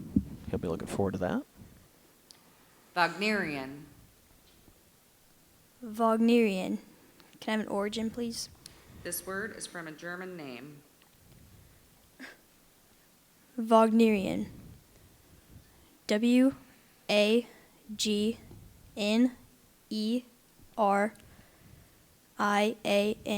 Wagnerian. Correct. There's Abigail Snyder taking care of that. Abigail's the oldest of 6 children, and she is the first 6th grader from St. Roche to win that school's spelling bee. Imam. I-M-A-M. Imam. Correct. And Ashton Cox, just that quickly. He's spending a lot of time sitting tonight because he spells so fast. Argentine. Argentine. May I have the definition? A native or inhabitant of Argentina. May I have the language of origin? This word came from French, which formed it from a Latin word. Argentine. A-R-G-E-N-T-I-N-E.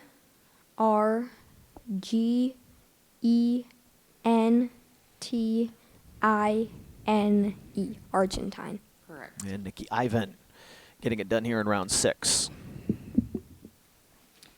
This word has a homonym. Diesel. It is a noun.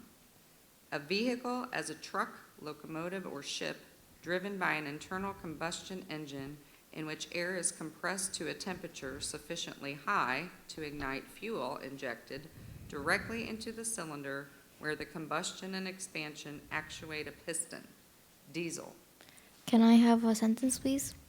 Even though John's pickup truck has a manual transmission, it cannot be roll started because it is a diesel.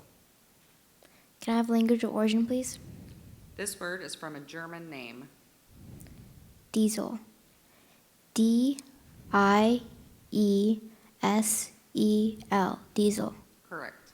And Vanessa taking care of that one here. Synopsis. Can I have the definition? A brief, orderly outline affording a quick general view. Can you repeat the word? Synopsis. S-Y-N-O-P-S-I-S. Correct. Julia's also a tennis player. Franklin Township Middle School West. Musicale. Musicale. Origin, please. This word is from a French word. Musicale. M-U-S-I-C-A-L-E.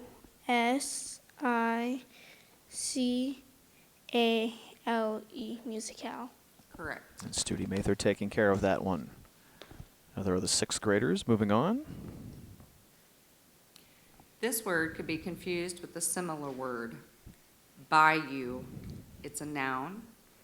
A creek, secondary watercourse, or minor river that is tributary to another river or other body of water. Bayou. Can I have language of origin?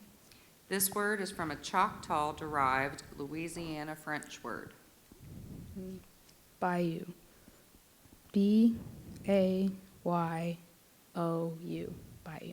Correct. And Lucia Centro. Moving on to round number 7. Suave. Suave. Can I have the definition? Smoothly affable or polite, though often without deep interest or sincerity. Suave. S-U-A-V-E. Suave. Correct. And another good one from Maria Grant. One of 4 8th graders left in the competition. Here's another one of them in Larissa Tuttle. Howitzer. Howitzer. Can I have the definition, please? A cannon employed to fire projectiles at relatively high angles at a target, as enemy artillery behind a ridge, which cannot be reached by flat trajectory weapons. Howitzer. Howitzer. Can I have the language of origin, please? This word is from a word that went from Czech to German to Dutch. Howitzer. Can I have the language of origin, please?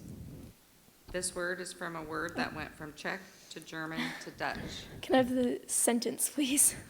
Corporal Slater towed the howitzer to the base of the ridge. Howitzer.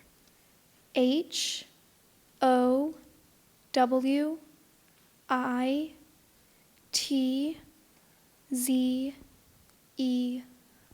Howitzer. Correct. And Larissa takes care of that one here. Streusel. Definition, please. A crumbly mixture of fat, sugar, and flour, and sometimes nuts and spices, that is used as topping or filling for cake. S-T-R-E-U-L.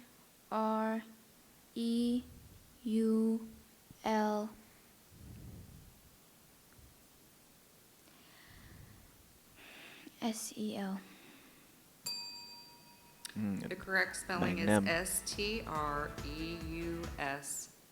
Got to the end there. She knew she had stumbled, and she'll be done here in round 6. So 2 more spellers out as we move along here, working our way closer to the home stretch. We'll take another break. Be back with round 7 live on HTSN. Citizens of Earth, Decepticons have been sighted at the Children's Museum. We need you to join our team to protect the Allspark and to defend Earth. Transformers, robots in disguise, at the Children's Museum of Indianapolis. Open now. Monday, March 16th, dancing's new season is a perfect 10. Come on and dance with me. Come on and dance with me. Feel the music like a lover's kiss. Feel the rhythm like a warm embrace. Come on and dance with me. Dancing season premiere, Monday, March 16th on ABC. The Jefferson Awards are stories that I love to tell and our viewers love to hear. These Hoosiers really represent the best our community has to give. They genuinely care. RTV6 is proud to recognize those volunteers with the prestigious Jefferson Awards. So if you know someone who volunteers or really makes a difference here in Central Indiana, we want to hear their story. Nominate a volunteer at theindychannel.com. The Jefferson Awards, in partnership with RTV6 and Citizens Energy Group. It's considered the Nobel Prize of Public Service. All right, round 7 is set to go. 13 spellers remain. William Henby, back from last year. One of 4 8th graders left. Round again. We are back Frolic. to vocabulary. What does it mean to frolic? A, play happily. B, cough. A. Correct.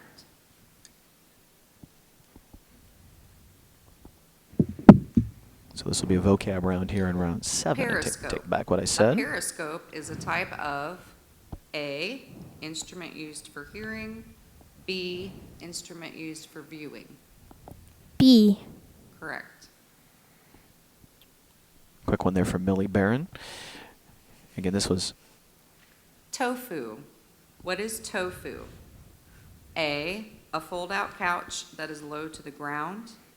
B, a soft vegetable cheese made with soybeans. B. Correct. new to the competition last year. this vocabulary round just to give the students a little more to study about their words. Mammoth. Something described as mammoth is A, hairy, B, huge. B. Correct. Cy taking care of that one. Abigail steps up next. Hearth. Where can a hearth be found? A, fireplace, B, forest. A, fireplace. Correct. One of our 6th graders. 7 of their 13 remaining contestants are 6th graders. Monsoon. A monsoon is a type of A, field, B, wind. B, wind. Correct. Ashton taking care of that one. Origami. Origami is a type of A, art or craft, B, game or sport. A. Correct. And just the same for Nikki Ivan.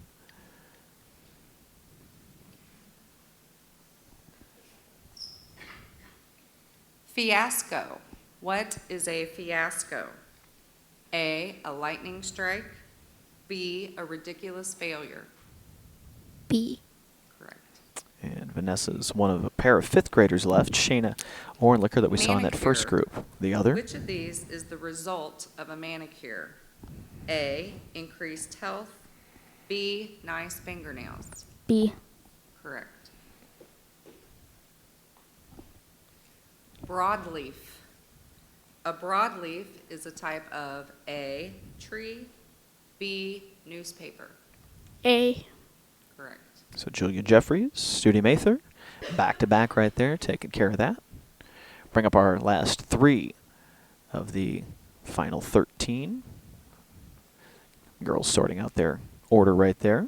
Lucia Centro will be up. Luau. What is a luau? A, wreath of flower leaves for neck or head. B, a feast with entertainment. B. Correct. Lucia takes care of that one. Maria Grant, I think we've determined Maria is the tallest of our contestants, just at a quick glance. Bonanza. What is the outcome of a bonanza? A, large profit. B, public shame. A.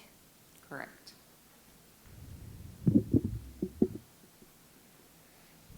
Obstinate. A person described as obstinate is A, unruly and misbehaved, B, stubbornly adheres to an opinion. B. Correct. And Larissa Tuttle, the last of our spellers now. So that winds out round number 7. Another quick break. Back to the spelling when we continue here. It's the Regional Spelling Bee, presented by the Children's Museum of Indianapolis on HTSN. Citizens of Earth, Decepticons have been sighted at the Children's Museum. We need you to join our team to protect the Allspark and to defend Earth. Transformers, robots in disguise at the Children's Museum of Indianapolis. Open now. Monday, March 16th, dancing's new season is a perfect 10. Come on and dance with me. Come on and dance with me. Feel the music like a lover's kiss. Feel the rhythm like a warm embrace. Come on and dance with me. Dancing season premiere, Monday, March 16th on ABC. The Jefferson Awards are stories that I love to tell and our viewers love to hear. These Hoosiers really represent the best our community has to give. They genuinely care. RTV6 is proud to recognize those volunteers with the prestigious Jefferson Awards. So if you know someone who volunteers or really makes a difference here in Central Indiana, we want to hear their story. Nominate to volunteer at theindychannel.com. The Jefferson Awards, in partnership with RTV6 and Citizens Energy Group. It's considered the Nobel Prize of Public Service. Citizens of Earth, Decepticons have been sighted at the Children's Museum. We need you to join our team to protect the Allspark and to defend Earth. Transformers, robots in disguise at the Children's Museum of Indianapolis. Open now.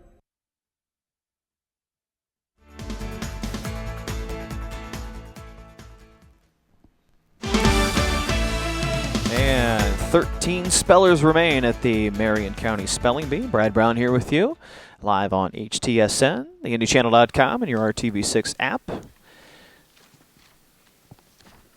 As we work our way towards sending one of these bright youngsters to Washington, D.C. for the National Bee. We're getting ready for round number 8, with William Henby leading things off now.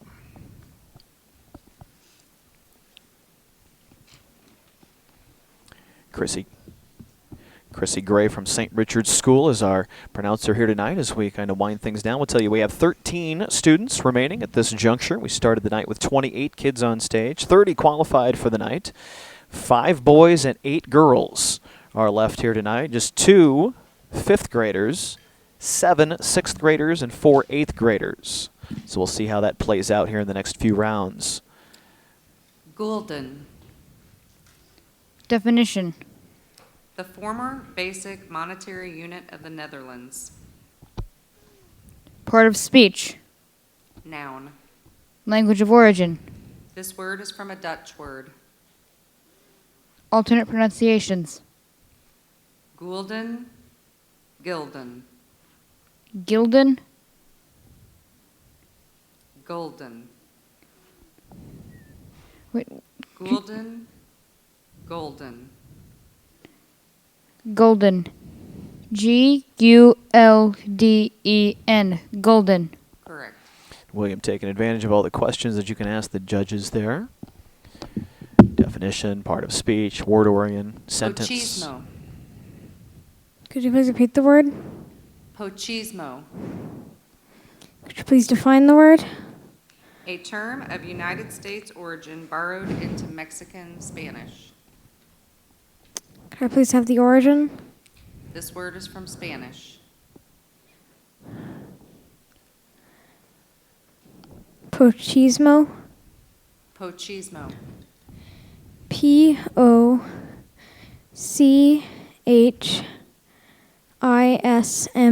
Pochismo. Correct. And Millie Barron taking care of kind of an obscure word there.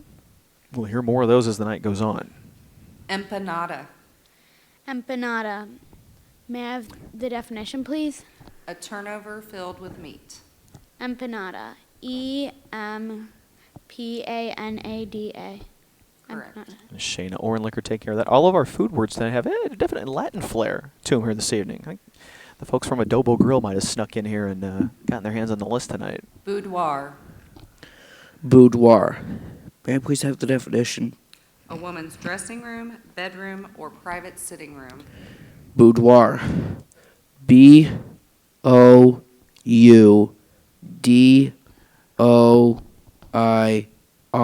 Boudoir. Correct. And Cy taking care of that. When you got some of these spellers, a lot of these spellers left now is seeing a lot of words. We could see a Azure. hard form to go down here in the next Can you several repeat the rounds. Azure. Can I have an origin, please? This word is from a Persian word that went into Arabic, then probably Spanish, and then French. Can I have a definition, please? Resembling the color of the unclouded sky. Azure. A-Z-U-R-E. Azure. Correct. Good stuff there from Abigail Snyder. Abigail's also a piano player.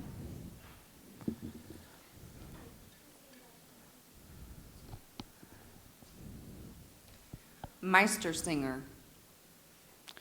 Could you please repeat the word? Meistersinger. Language of origin. This word is from an originally German word.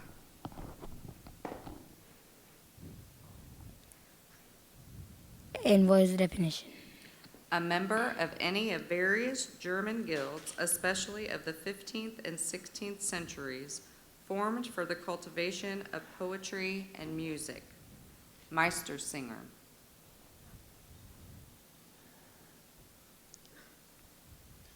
M-I-E-S-T-R-E-S-I-N-G-E-R. Meistersinger. The correct spelling is M-E-I-S-T-E-R-S-I-N-G-E-R. So just a couple of letters transposed there, but Ashton Cox made a good go of things here tonight from Christian Park School 82, but he'll be done here in round number 8. Eclectic. Eclectic. May I have the definition? Composed of elements drawn from various sources. May I have the language of origin? Both parts of this word are originally Greek. Eclectic. E-C-L-E-C-T-I-C.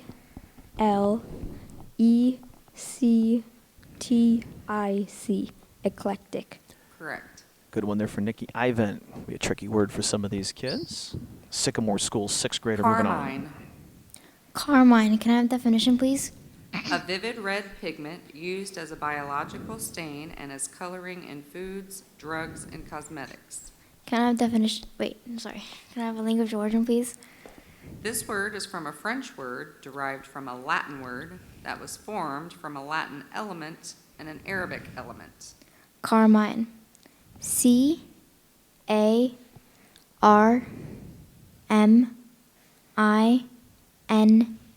Carmine. Correct. Very nice there for Vanessa Shao. Provolone. Can you repeat the word? It's provolone. Can I have the definition? An often pear-shaped cheese of stringy texture made of plastic curd and hung in a net to cure. Can I have the language of origin? This word is from Italian. P-R-O-V-O-L-O-N-E. Correct. Of course, provolone, probably the more common pronunciation, but the N-E-Y syllable on the end of that. Didactic. May I have the origin? Julia Jeffries took This care word of is that from one. Greek. This is Studi Mather at the May I have microphone. the definition? Teaching some moral lesson. Didactic. D-I-D-A-C-T-I-C.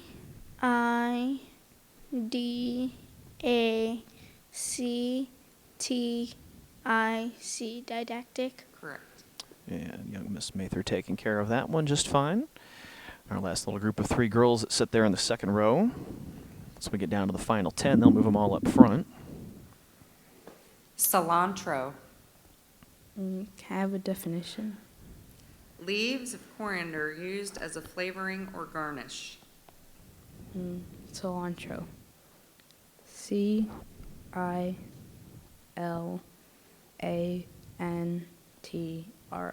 Cilantro. Correct. And Lucia Centro taking care of that. Finesse. Finesse. Can I have the definition? Delicate skill, exquisite grace. Finesse. F-I-N-E-S-S-E. Finesse. Correct. Another easy one for Maria Grant. This word has a near homonym. Cynical. Adjective. Exhibiting feelings ranging from distrustful doubt to contemptuous and mocking disbelief. Cynical. Cynical. Can I have the language of origin, please? This word is from a Greek word that went to Latin and then French plus an English combining form. Cynical. Can you use it in a sentence, please? After his experiences on the professional ice skating tour, Scott was cynical about show business. Cynical.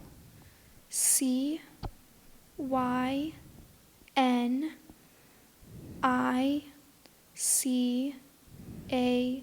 Cynical.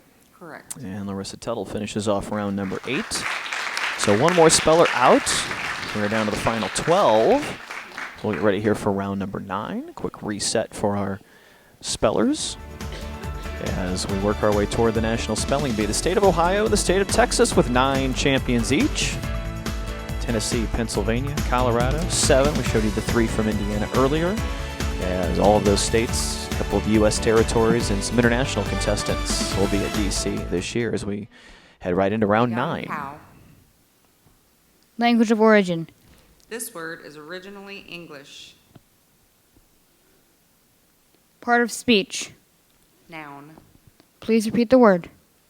Heifer. Heifer. H-E-I-F-E-R. Heifer. Correct. And William starts us off with success here in round 9. Macrame. Macrame. Could you please define the word? A coarse lace or decorative fringe made by knotting threads or cords in a geometrical pattern. Macrame. M-A-C-R-A-M-E. Macrame. Correct. And the same for Millie Barrett. And one of 2 homeschool students left amongst our final 13. Parapet. May I have the definition, please? A rampart raised upon or above the main wall in a permanent fortification. Can you repeat the word? Parapet. Parapet? Parapet. May I have the language of origin? This word came from Italian, which formed it from a Latin word. Parapet? P-A-R-A-P-I-T?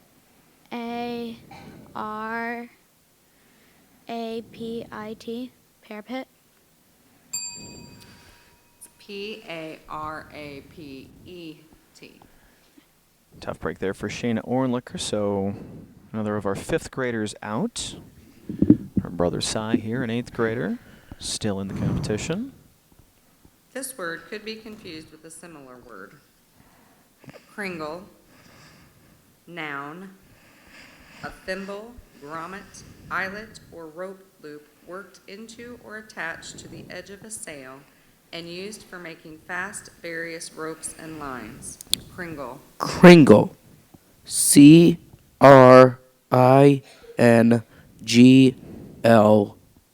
Kringle. Correct. Cy takes care of that one. So we are down to our final 11 now. Egalitarian. Egalitarian. E-G-A-L-I-T-A-R-I-A-N.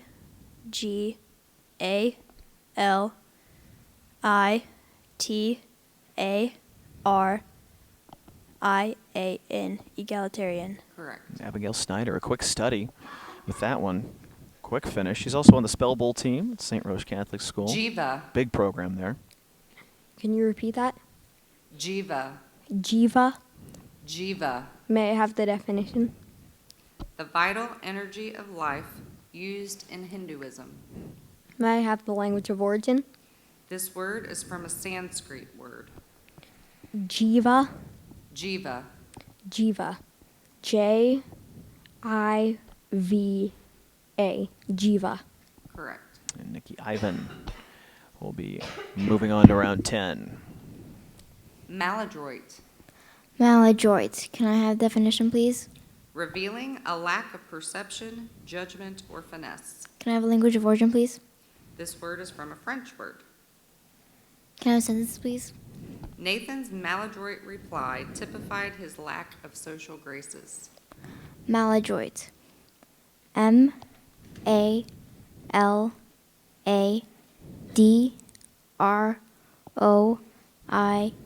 Maladroit. Correct. And successful there for Vanessa. These words start to get a little deeper into the dictionary. This word has a homonym. Stolen. Noun. A sweet yeast bread containing fruits and nuts, usually made in a long oval loaf. Stolen. Stolen. Stolen. Can I have the definition? Oh, sorry. Can I have the language of origin? This word is from German.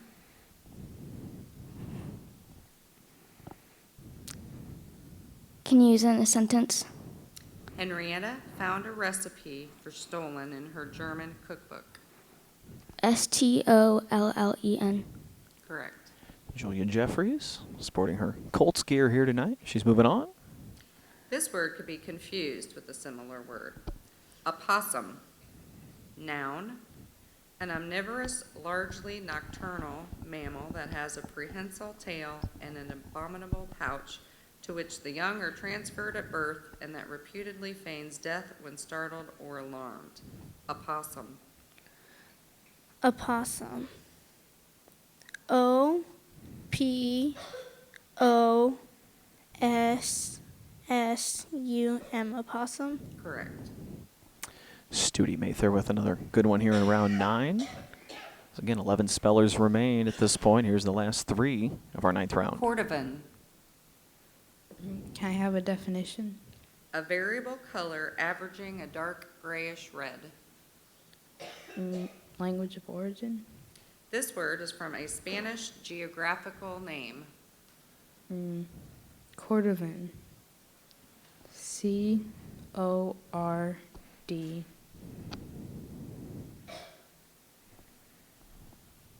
O-V-A-N.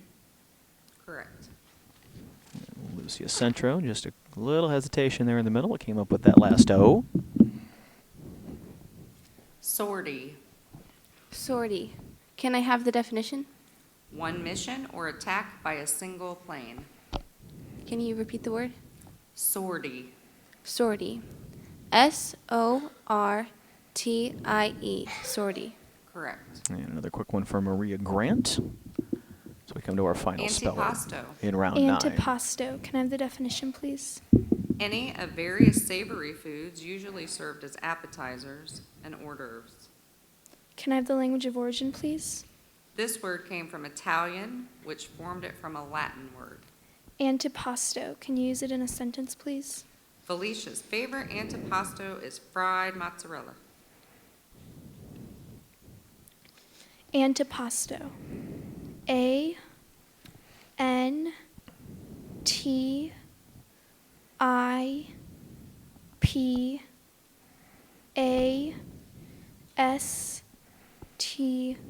Antipasto. Correct. And another good one there for Larissa Tuttle. As we have 11 spellers remaining as we come to the end of round number 9. Transformers, Robots in Disguise at the Children's Museum of Indianapolis. Open now. All right, back here to round number 10 at the National Spelling Bee, the regional level here, presented by Scripps. Origin. This word is either Marion from a County Dutch title on the word line here or tonight as we get into Danish round and number Norwegian 10 word. with William Henby at the Part of microphone. Alternate pronunciations. There are no alternate pronunciations. Please repeat the word. Flints. Flints. F-L-E-N-S-E. Flints. Correct. And he'll get us started with a proper spelling. Round 10. Ergonomic. Ergonomic. Could you please repeat the word? Ergonomic. Definition?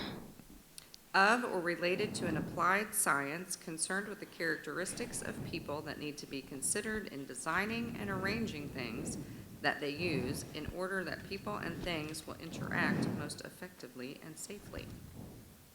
Ergonomic. Ergonomic. E-R-G-O-N-O-M-I-C. Ergonomic. Correct. Another good one for Millie Barron. Just some perspective, we had just 9 spellers left at this point last year. 11 make it to round 10 tonight. This word has a near homonym. Diablo.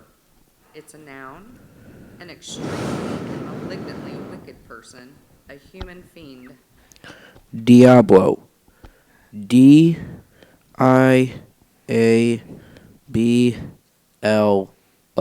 Diablo. Correct. And Cy Ornlicker moving on. Our 2013 champion still in the running. Insidious. Insidious. Can I have a definition, please? Having a gradual, cumulative, and usually hidden effect. Subtle. Insidious. I-N-S-I-D-I-O-U-S.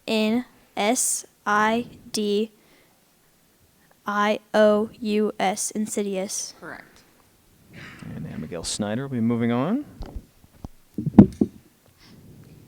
This word has a near homonym. Bonsai. Noun, a Japanese cheer, a cry of enthusiasm or triumph, usually used interjectionally. Bonsai. Bonsai. May I have the language of origin? This word is from Japanese. Bonsai. B-A-N-Z-A-I. Bonsai. Correct. And Nikki Ivan moving on. Quick shuffle right there in the front row. Back to his seat. Gestalt. Gestalt. Are there any alternate pronunciations? Yes. Gestalt. Gestalt. Can I have definition, please?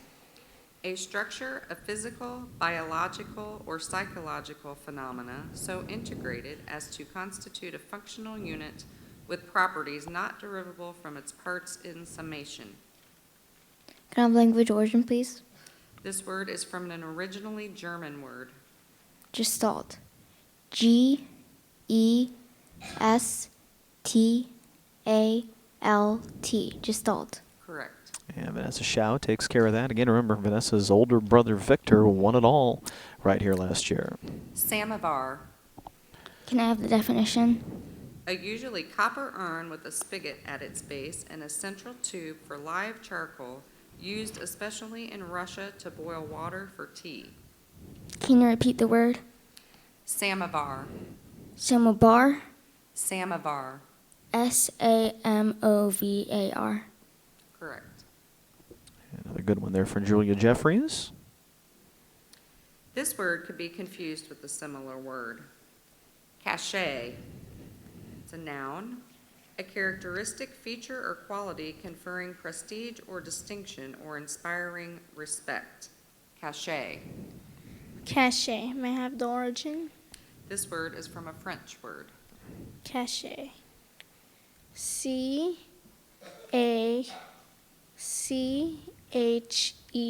Cachet.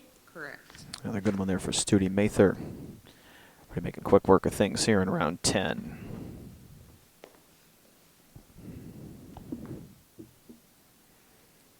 Gingham. Can I have a definition? A clothing fabric usually of yarn-dyed cotton in plain weave made in solid colors, checks, plaids, and stripes. Gingham. Alternate pronunciations? There are no alternate pronunciations. Gingham. Gingham. Gingham. Correct. Lucia Centro keeps us perfect here in the 10th round.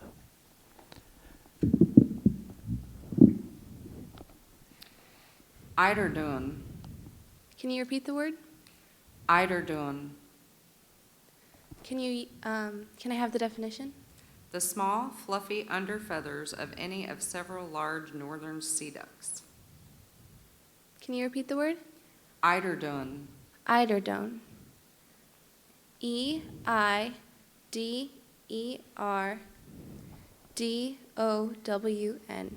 Eiderdun. Correct. Maria Grant, deep in the dictionary for that one.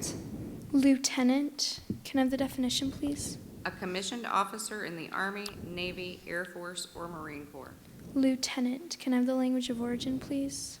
Originally Latin, this word went through French before becoming English. Can you use it in a sentence, please? At the end of the novel, the young infantry hero was finally promoted to lieutenant. Lieutenant. L-I-U-T-E-N-A-N-T.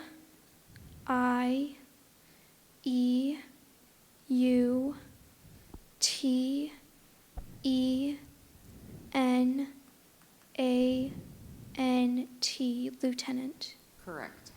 And they'll take care of business here for Larissa Tuttle.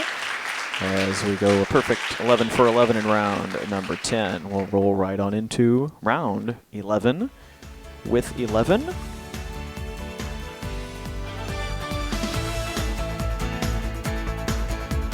As we flip some pages there at the judges' table, you see William Henby will be our first speller. I believe we'll be in order for another vocabulary round here in round 11. See how quickly that goes. They change books over for this next presentation. Our pronouncer, Chrissy Gray from St. Richard's School. Getting a look at things. The judges are getting their books in order. Periphery. And we'll continue spelling in round 11. Definition. Surrounding space, an area lying beyond the strict limits of a thing. It could be confused with a similar word. It is a noun. Periphery. Language of origin. This word is from Greek. Please repeat the word. Periphery. Periphery. P-E-R-I-P-H-E-R-Y.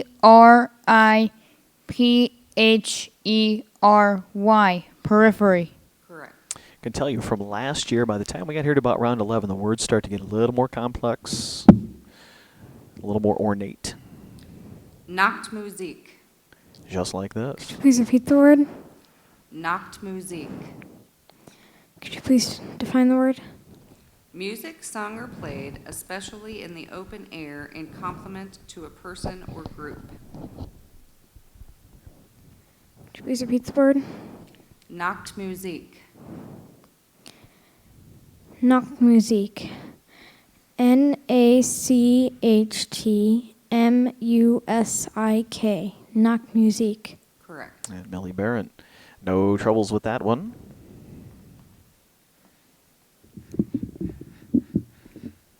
Philanthropy. Philanthropy. May I please have the definition? Goodwill toward others, especially as expressed through active efforts to promote human welfare. Humanitarianism. Philanthropy. Philantropy.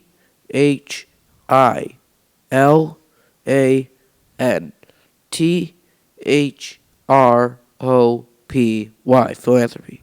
Correct. And Cy Ornlicker taking care of that one. A lot of letters in the middle of that you got to just keep an eye on. He did well. Fastidious. Fastidious. Can I have an origin, please? This word is from Latin. Fastidious. Fastidious.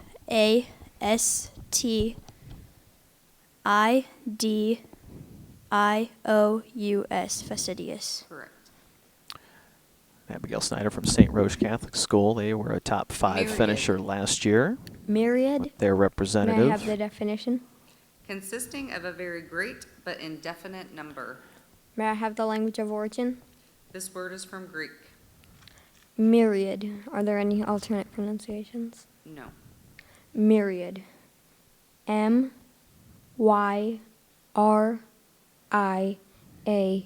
Myriad. Correct. And Nikki Ivan getting the Sycamore School into round 12, one step further than last year. Panglossian. Panglossian. May I have the definition, please? Marked by the view that all is for the best in this best of possible worlds. Panglossian. Can I have language of origin, please? This word is from a French literary name that was formed from 2 Greek-derived elements. Can I have a sentence, please? Voltaire mocked the philosophy of Leibniz as a Panglossian absurdity. Are there any alternate pronunciations? No. Panglossian. P-A-N-G-L-O-S-S-I-A-N.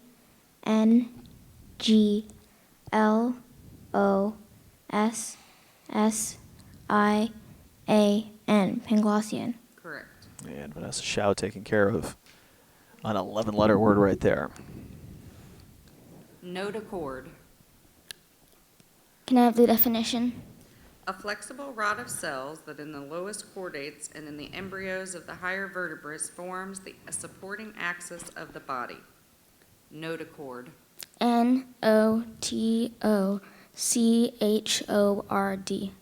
Correct. And Julia Jeffries finding one that she clearly knew right off the top. Terrapin. May I have the definition? Any of various North American turtles living in fresh or brackish water. May I have the origin? This word is of Algonquian origin. Terrapin. T-E-R-R-A-P-I-N.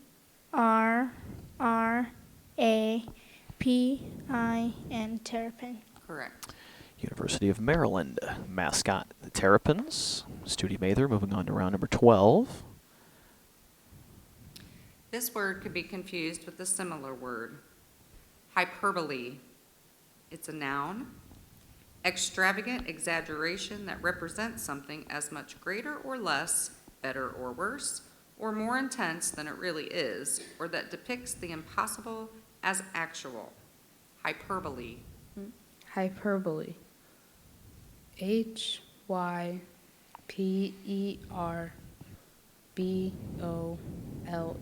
Hyperbole. Correct. And Lucia Centro, nice and easy with that one.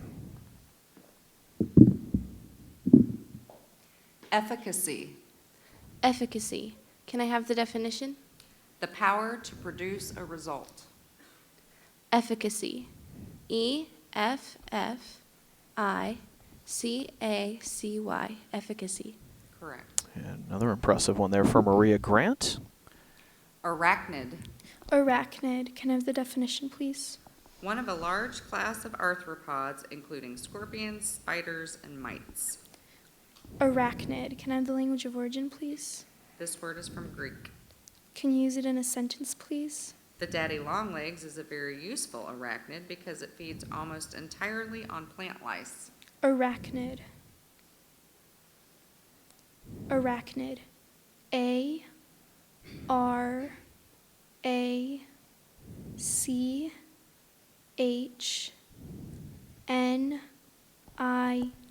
Arachnid. Correct. And Larissa Tuttle does it again. And as we go another perfect 11 for 11 in round 11. So we'll go right back around to the top of the order. Genre. For round 12. Definition. A category of artistic composition characterized by a particular style, form, or content. Part of speech. Noun. Language of origin. This word came from French, which formed it from a Latin word. Alternate pronunciations. No alternate pronunciations. Please repeat the word. Genre. Genre. GENRE. Genre. Correct. William Henby made it all the way to round 26 last year, so he could be in it for the long haul here tonight. So we start off round 12. Tertiary. Could you please repeat the word? Tertiary. Tertiary. Could you please define the word? Third in order or importance, preceded by two others. Tertiary.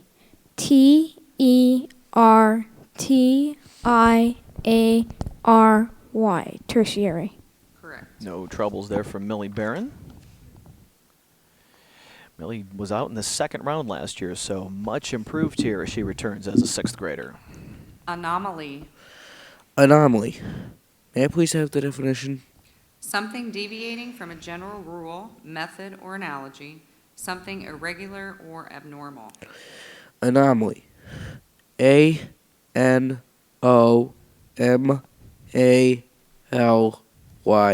Anomaly. Correct. Another easy one there for Cy. So back to his seat. This word has a homonym. Taupe. It's a noun. A light brownish gray. Can I have an origin, please? This word came from French, which formed it from a Latin word. Taupe. TAUPE. Taupe. Correct. And Abigail taking care of that one just fine. This group kind of finding their groove Alkali. here. These rounds. Alkali? 10, 11, 12. Alkali. May I have the definition? A soluble salt obtained from the ashes of plants and consisting largely of potassium carbonate or, as from sea plants, of sodium carbonate. May I have the language of origin? Originally Arabic, this word went into Latin before being adopted by English. Alkali. ALKALI.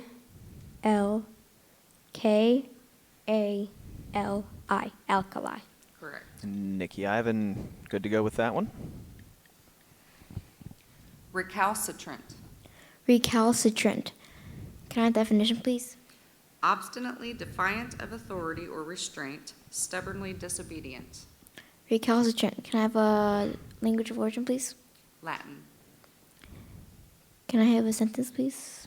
An extremely recalcitrant adolescent, Tommy rejects everything any authority figure says. Recalcitrant. RECALCITRANT.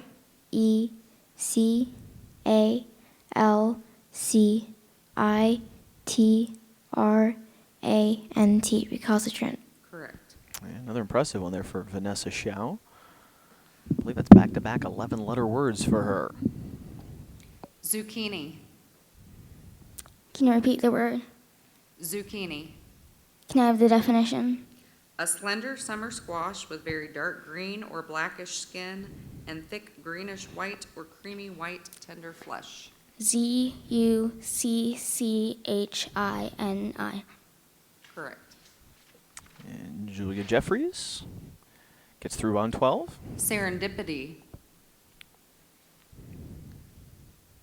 May I have the origin? This word is from an Arabic geographical name. May I have the definition? An assumed gift for finding valuable or agreeable things not sought for. Serendipity. SERENDIPITY.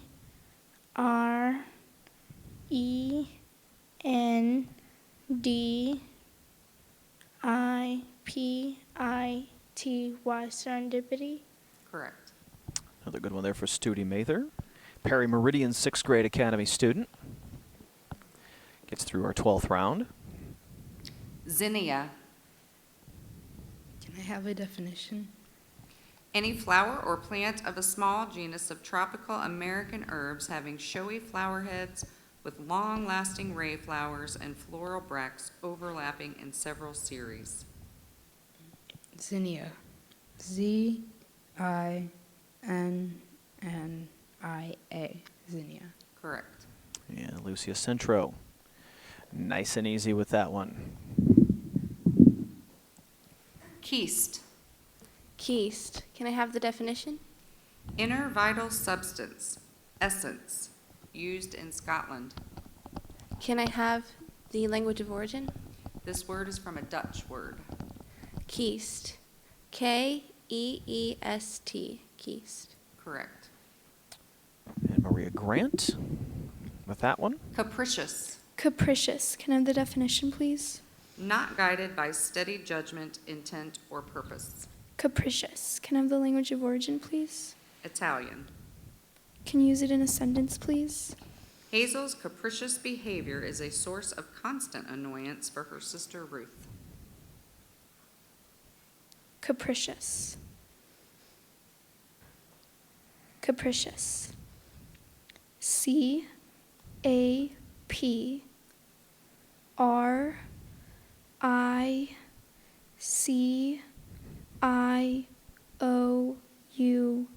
Capricious. Correct. And Larissa takes care of that one. So we get through round 12. 3 consecutive rounds perfect for these 11 spellers. So we'll move on to round 13, see if it's unlucky for any of our spellers here tonight. William Henby back to be first at the microphone. We're due for a vocabulary round here at some We're point. going to go back to a vocabulary And round. here we go. Let's see if they can make it through this. Chinchilla. A chinchilla is a type of A, rodent, B, fish. A. Correct.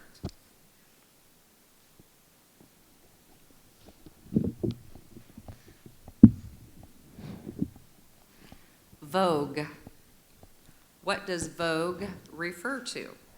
A, popularity, B, lack of specificity. A. Correct.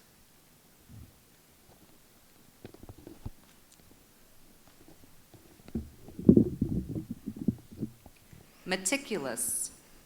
A person described as meticulous is A, in good health, B, commendably thorough or precise. B. Correct.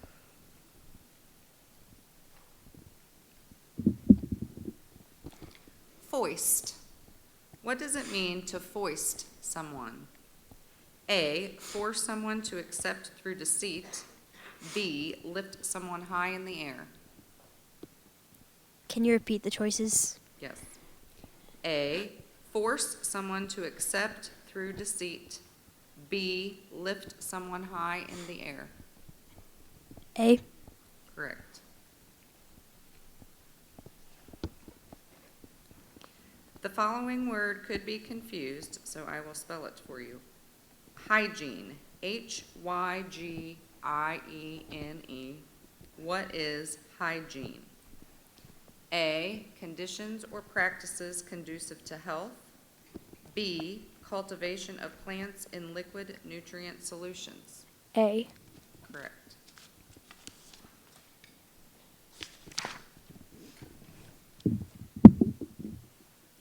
Totem.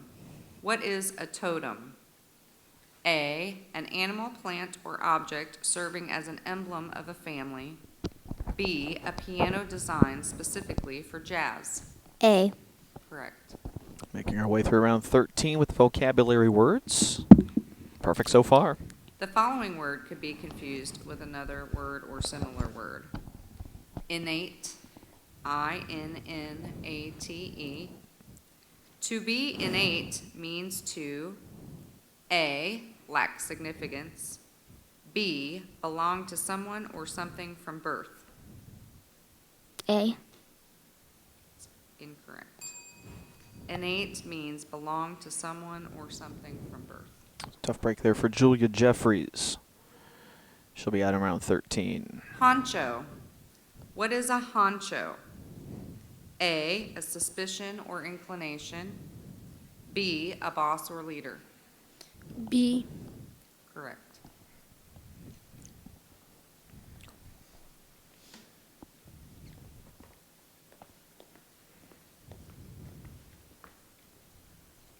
Zenith.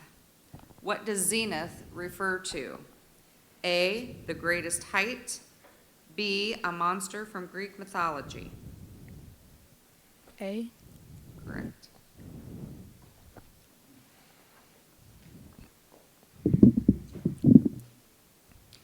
The following word is a homonym. Mumu. It is spelled M-U-U-M-U-U. What is a muumuu? A, a stew. B, a dress. B. Correct. Embargo. An embargo is a type of A, shipping fee. B, government order. Can you repeat the options, please?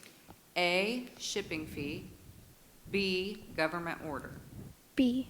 Correct. And there you go. Marissa Tuttle takes care of that. And so now we're down to our final 10 spellers as we enter round number 14. I suspect that we're about to move everybody to the front row. Everybody shuffle down, shuffle down. We'll fill in a couple of the empty seats there as they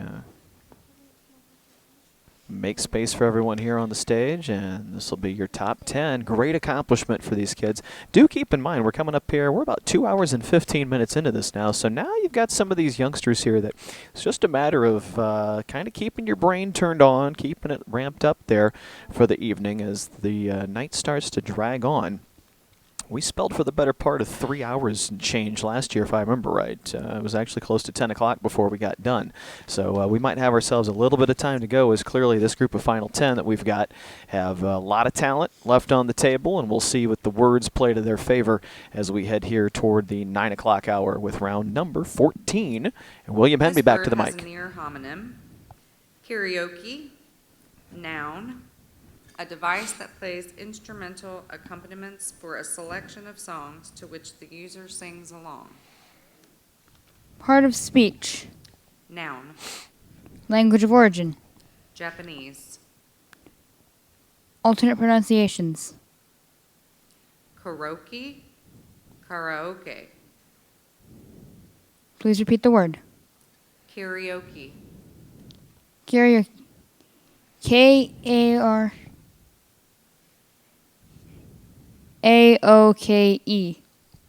Correct. William hanging on for that one there. Just a little hesitation in the middle. Millie Barron now in round 14. Calypso. Calypso. Definition. A ballad-like improvisation in African rhythm, usually satirizing current events, first composed and sung in competition in the British West Indies. Language of origin. This word is from a Greek name. Please repeat the word. Calypso. Calypso. C-A-L-Y-P-S-O.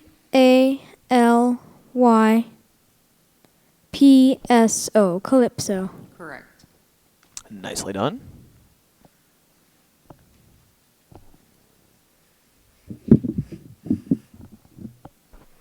Fuselage. Fuselage. May I please have the definition? The central body portion of an airplane designed to accommodate the crew and the passengers or cargo. Fuselage. Fuselage.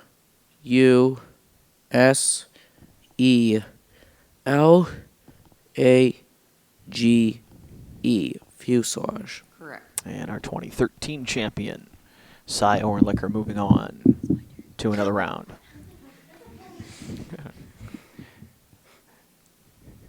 Get a little crossed up there. Innocuous. Innocuous.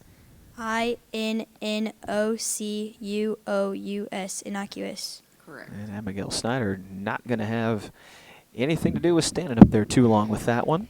This word has a near homonym. A crew. Noun, a light grayish, yellowish brown, used of a textile. May I have the language of origin? This word came from French, which formed it from a Latin word. A crew. ECRU. A crew. Correct. And Nicky Ivan got himself up there on time this time. Knocks out a quick one. Charlatan. Charlatan. Can I have definition, please? A pretender to medical knowledge, a quack. Okay. Can I have language of origin, please? This word is from Italian. Can I have a sentence, please? A consumer group called the herbal potion vendor a charlatan. Are there any alternate pronunciations? No. Charlatan. CHARLATAN.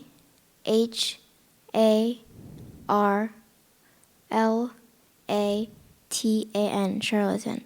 Correct. See Vanessa spelling it out on her left hand there. We're seeing a few of those left amongst this group here. Embarcadero. Embarcadero. May I have the definition? A landing place, especially a landing place on an inland waterway as a navigable stream. May I have the language of origin? This word is from a word that went from Latin to Spanish. Embarcadero. EMBARCADERO.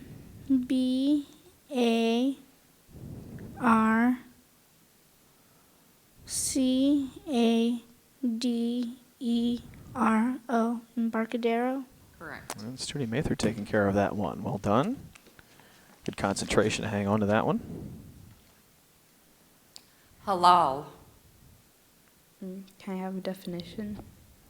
Slaughter for food according to Muslim law.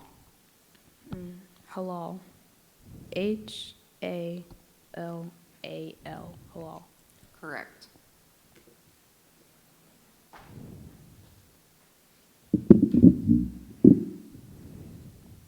Saboteur. Saboteur. Can I have the definition? One who engages in willful efforts by indirect means to hinder, prevent, undo, or discredit. Can you repeat the word? Saboteur. Saboteur. SABOTEUR.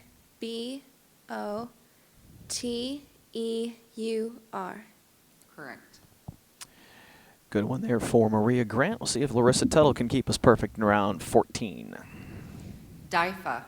Daifa. Can I have the definition, please? An Arabic reception or banquet. Can I have the language of origin, please? This word is from an Arabic word. Daifa. Can you use it in a sentence? The king arranged a daifa to welcome the new ambassador to his country. Are there any alternate pronunciations? No. Daifa. D-I-F-F-A.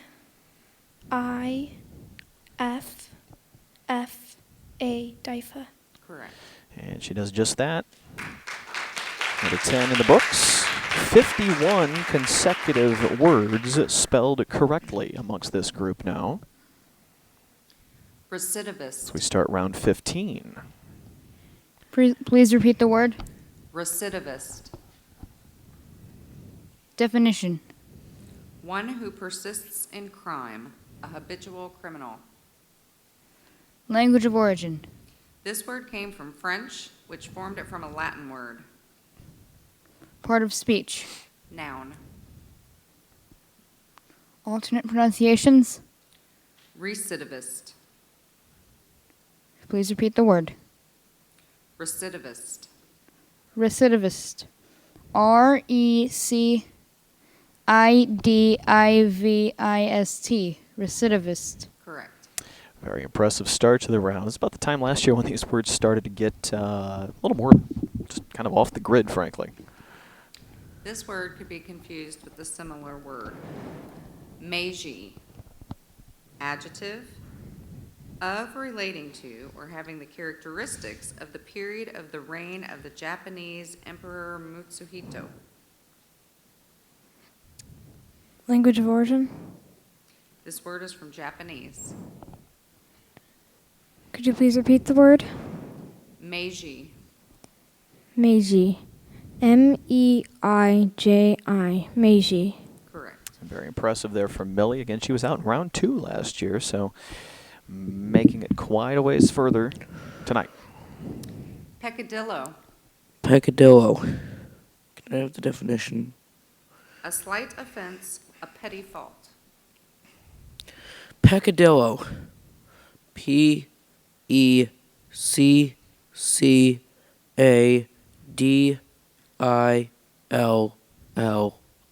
Peccadillo. Correct. And Cy with another good one there. Qatari. Qatari. Q-A-T-A-R-I. Qatari. Correct. No questions for Abigail that time. She knew exactly what to get out of that. Glockenspiel. Glockenspiel. May I have the definition? A percussion musical instrument consisting of a series of graduated metal bars tuned to the chromatic scale and played with 2 hammers. May I have the origin? This word is from a Celtic derived German word plus a German word. Glockenspiel. Glockenspiel.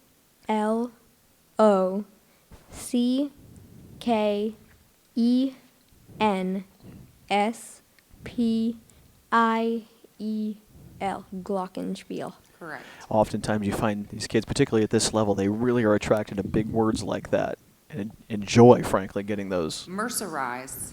Mercerize. Can I have definition, please?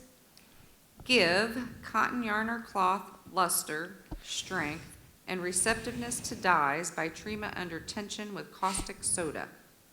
Can I have a language of origin, please? This word is from an English name plus an English combining form. Are there any alternate pronunciations? No. Can you use it in a sentence, please? Cloth manufacturers almost always mercerize cotton today. Mercerize. M-E-R-C-E-R-I-Z-E.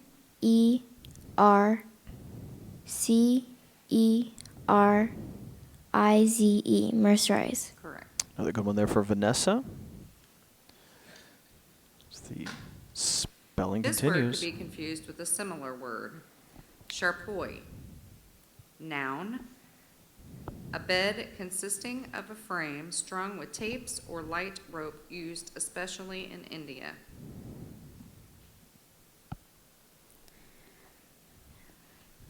Charpoy. C-H-A-R-P-O-Y.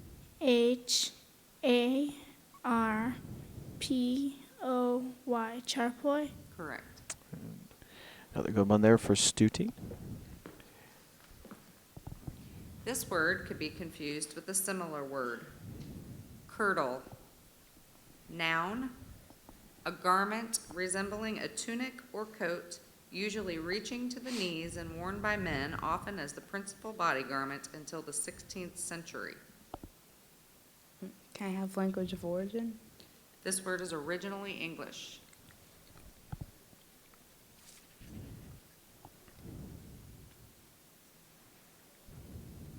Can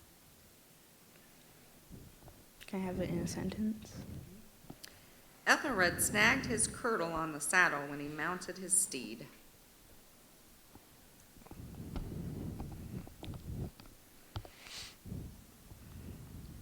Curdle.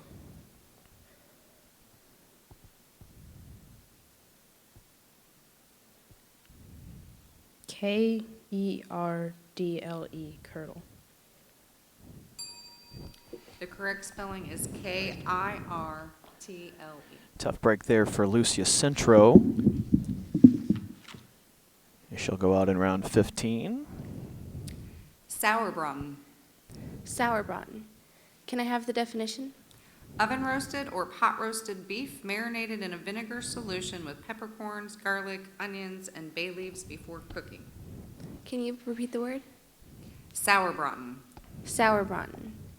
S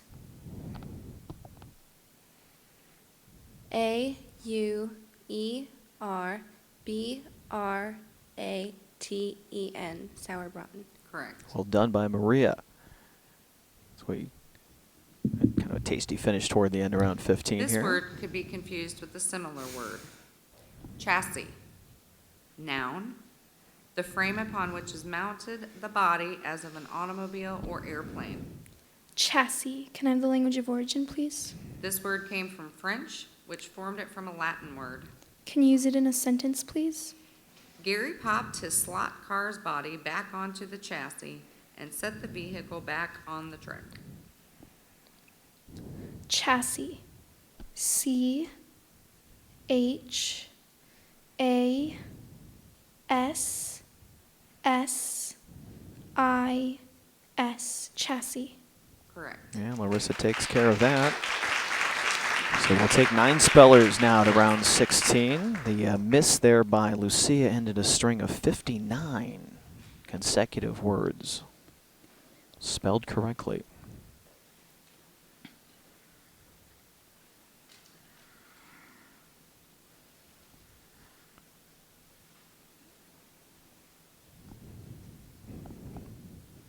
Madeline. Please repeat the word.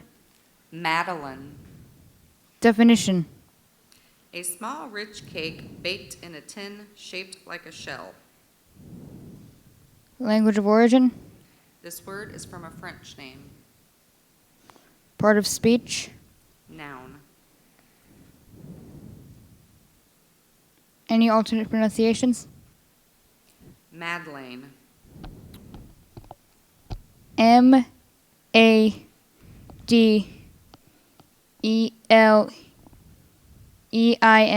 Madeleine. Correct. Nice job by William there to come up with that E-I-N-E finish on that one. Ameliorate. Could you please repeat the word? Ameliorate.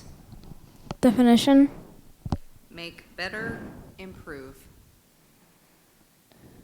Language of origin. Latin. Are there any alternate pronunciations? Ameliorate.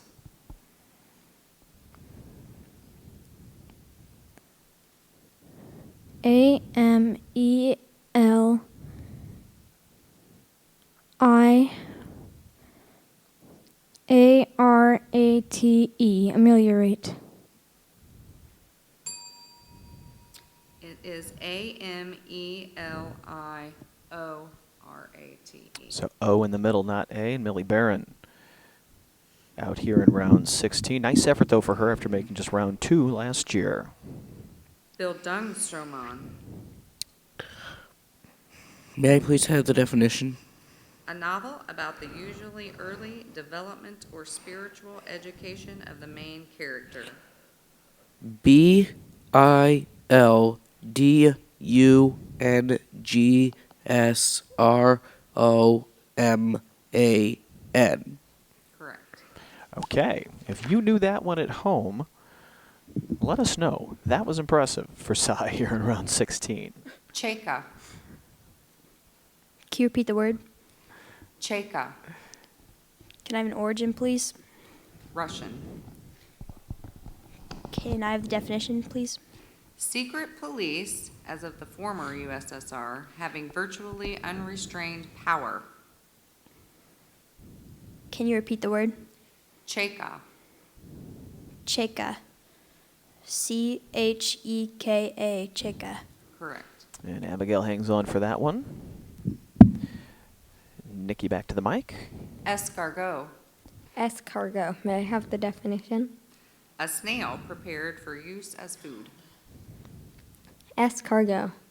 May I have the language of origin? This word is from a word that went from Old Provençal to French. Escargot. E-S-C-A-R-G-O-T.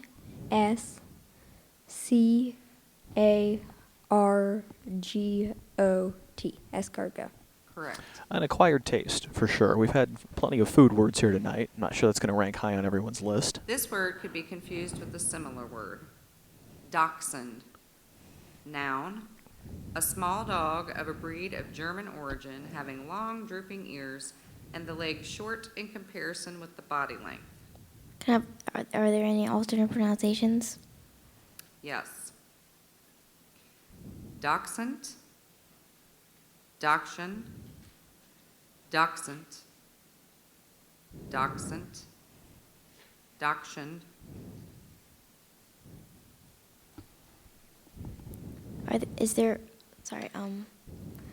What's the language origin? This word consists of two German elements. Dachshund. Dachshund. D-A-C-H-S-H-U-N-D.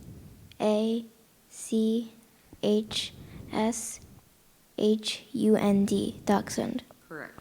Good job there by Vanessa. I think that second H sometimes gets forgotten. Punctilio. Punctilio. May I have an origin? This word is from a word that went from Latin to Spanish to Italian. May I have a definition? A point of behavior about which one is fastidious. Punctilio. Punctilio.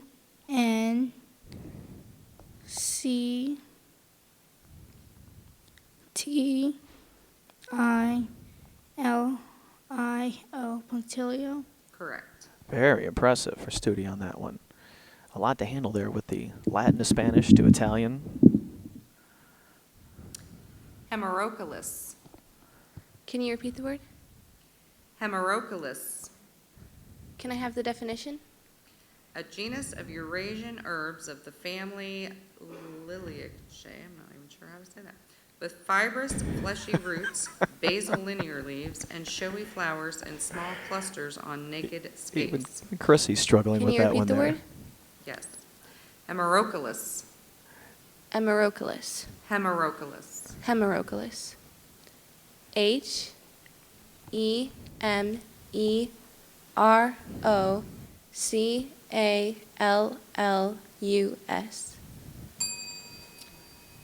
It is Hemerocallis. So I think it was the I at the end there. Maria got really close on that one. Very impressive, just not quite. Roscato. Roscato. Can I have the definition, please? The arpeggio effect produced by sweeping the strings with the thumb in guitar playing. Roscato. Can I have the language of origin, please?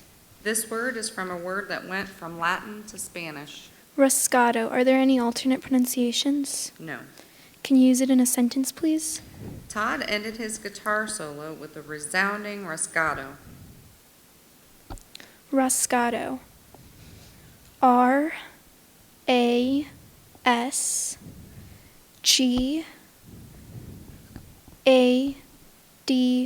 Roscato. Correct. And Larissa Tuttle will get that one there. So round 16 is done with 7 spellers remaining. 3 boys, 4 girls. At this point last year, we were down to our final 5.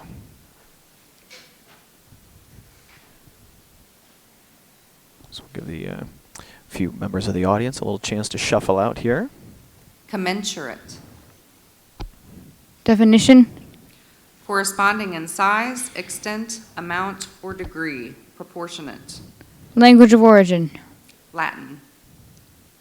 Part of speech? Adjective. Alternate pronunciations? Commensurate. Please repeat the word. Commensurate. Commensurate. C-O-M-M-E-N-S-U-R-A-T-E. Commensurate. Correct. And William takes care of that one just fine. He was still in it at this point last year. Trepak. Trepak. May I please have the definition? A fiery Ukrainian folk dance performed by men and featuring an extension of the legs alternately from a squatting position. Trepak. T-R-E-P-A-K. P-A-K, Trupak. Correct. And no problems for Cy with that one. Quisling. Quisling. Can I have an origin, please? This word is from a Norwegian name. Are there any alternate pronunciations? No. Can I have a definition? A traitorous national who aids the invader of his country and often serves as chief agent or puppet governor. Can you repeat the word? Quisling. Quisling. Q-U-I-S.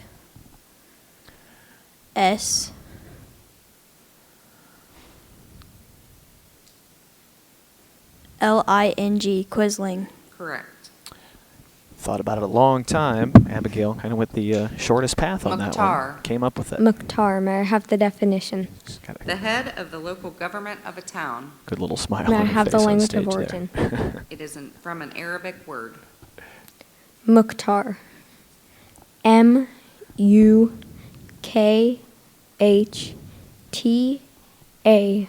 Mukhtar. Correct.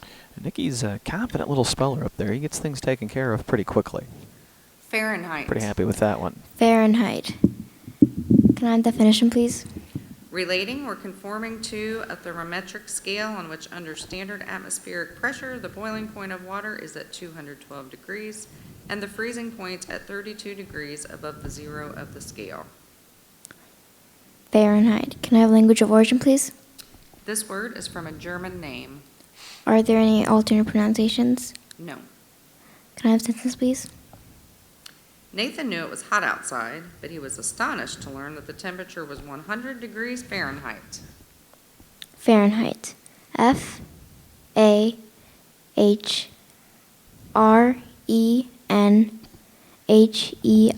Fahrenheit. Correct. Good job by Vanessa. Conquistador.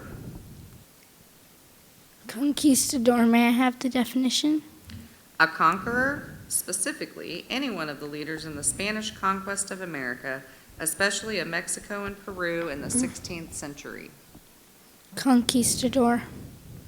C-O-N-Q-U-I-S-T-A-D-O-R. Conquistador. Correct. And Studi coming up with another long word there. Our final speller in round 17. Mirab.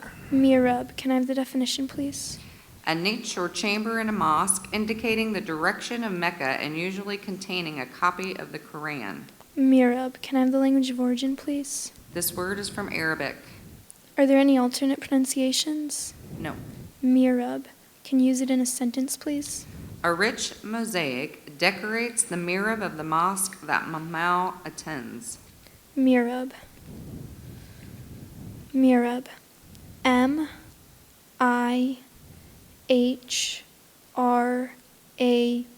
Mirab. Correct. And that'll make a perfect round number 17. 7 for 7. What time is it? Pretty good stretch of words here. What time is it? William's trying to check. It's going on time is 9:30 it there, right big now? guy. So we're coming We're up gonna take a break, and I'll answer your question. on about 2 hours and 45 minutes into this. So the judges need a break. I think we're going to kind of roll ourselves into a break as well here for just a minute, as they've been seated at the table there for the better part of about 3 hours. So we're going to come back. Round number 18 will be on deck as the Scripps Marion County Regional Spelling Bee continues. Live coverage here on HTSN.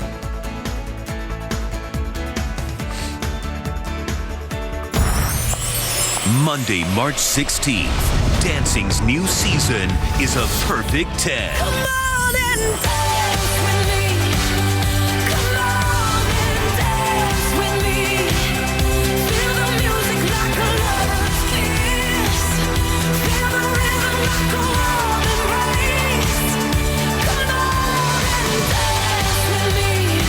Dancing season premiere, Monday, March 16th on ABC.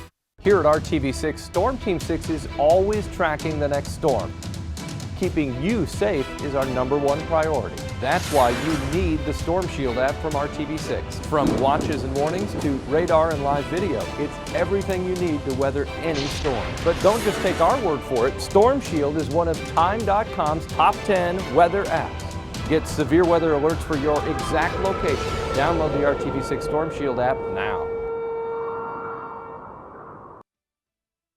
Citizens of Earth, Decepticons have been sighted at the Children's Museum. We need you to join our team to protect the Allspark and to defend Earth. Transformers, Robots in Disguise at the Children's Museum of Indianapolis. Open now. Monday, March 16th, dancing's new season is a perfect 10.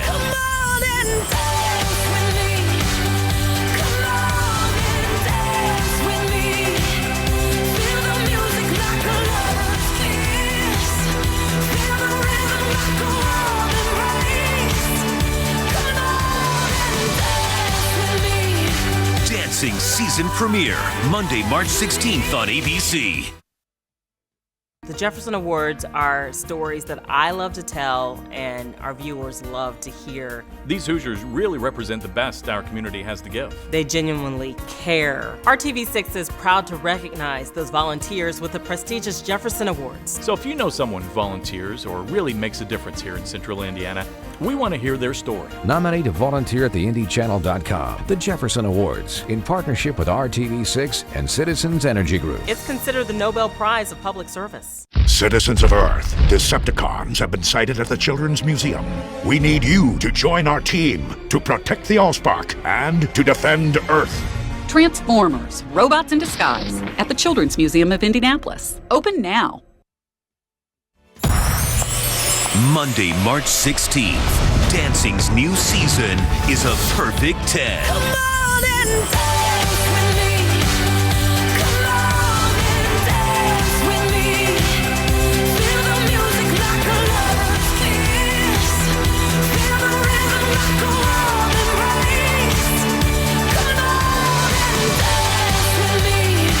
Dancing season premiere, Monday, March 16th on ABC.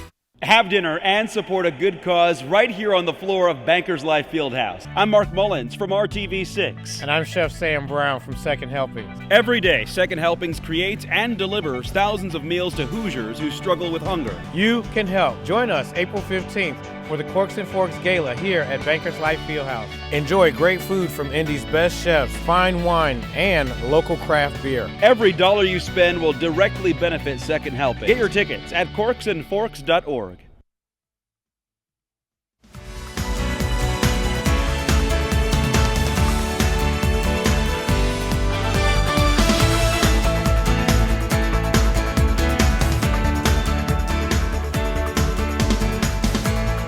We are back here at the 2015 Marion County Scripps Regional Spelling Bee. Brad Brown here with you live on HTSN. Coming up on the better part of 3 hours of spelling that we've been doing here tonight. We're down to our final 7 spellers left as we work our way toward presenting the trophy here at the end of the night. 3 boys and 4 girls are left. We got 1 5th grader. That'd be Vanessa, is the last of our 5th graders up there. And we've got 3 6th graders and 6 8th graders, 3 of them as well represented here as we've worked our way into our 18th round of spelling between these final 7 spellers. We had a long stretch there where our spellers were pretty consistently working their way through. Just a couple lost here in these last couple of rounds, and our judges and our students are taking a little break here as we have turned this into a little bit of a marathon tonight with a really good group left there on stage as we get ourselves down into some serious business of spelling here tonight. I believe Chrissy's got herself set. The judges are back in place, and we'll get set to go here with round number 18 tonight with our final 7 spellers. Chrissy, back to you.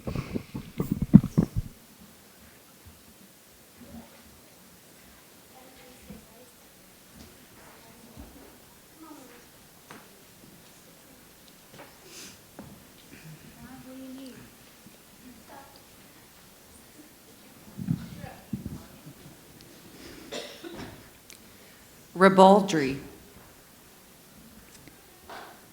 Please repeat the word. Ribaldry. Definition. A quality or element marked by coarseness and indecency.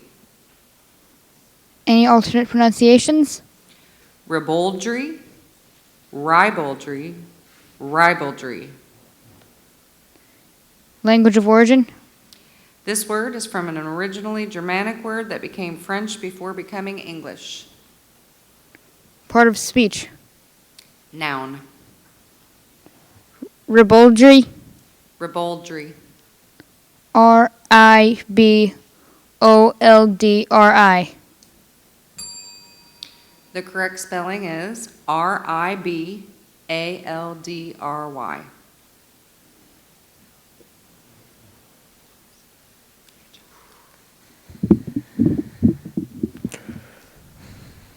Frankincense. Frankincense. May I please have the definition?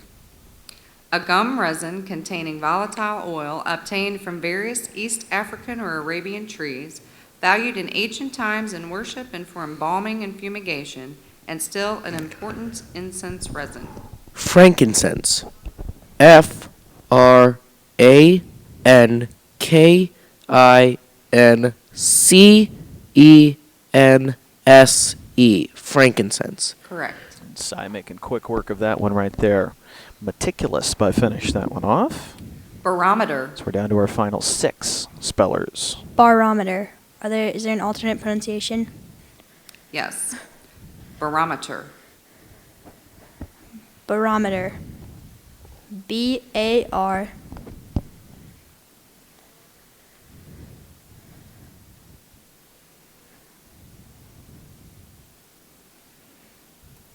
O-M-E-T-E-R, barometer. Correct. And Abigail got that one. Not sure if she guessed on that O in the middle there.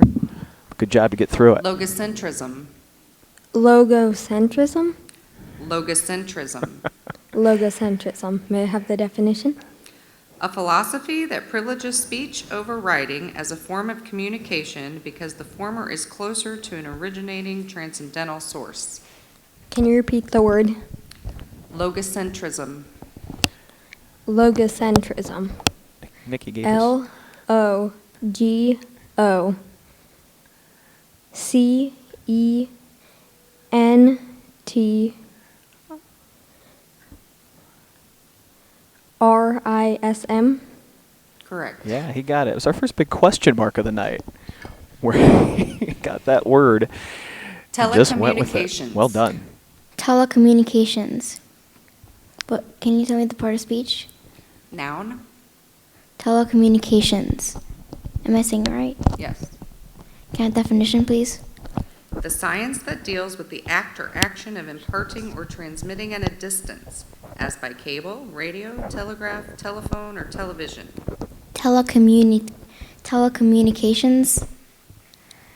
Okay. Can I have a language of origin? The first part of this word is originally Greek, and the second part went from Latin to French before becoming English. Telecommunications. Can I have a sentence, please? Darius was hired at a cable company shortly after completing his master's in telecommunications. Telecommunications.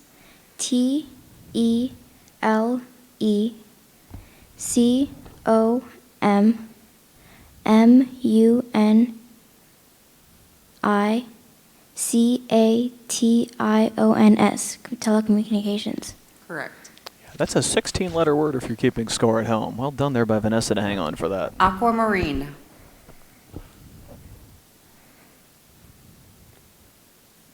May I have the definition? A transparent variety of barrel that is blue, blue-green, or green in color. May I have the origin? It's from Latin. Aquamarine. A-Q-U-A-M-A-R-I-N-E.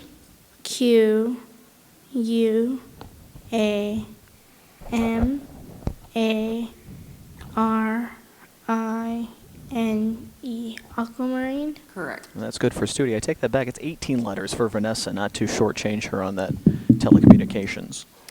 Desuetude. Desuetude. Can I have the definition, please? A state of protracted suspension or of apparent abandonment. Desuetude. Can I have the language of origin, please? This word is from Latin. Can I have the sentence, please? In some schools, the practice of memorizing great poems has fallen into desuetude. Are there any alternate pronunciations? Yes. Desuetude. Desuetude.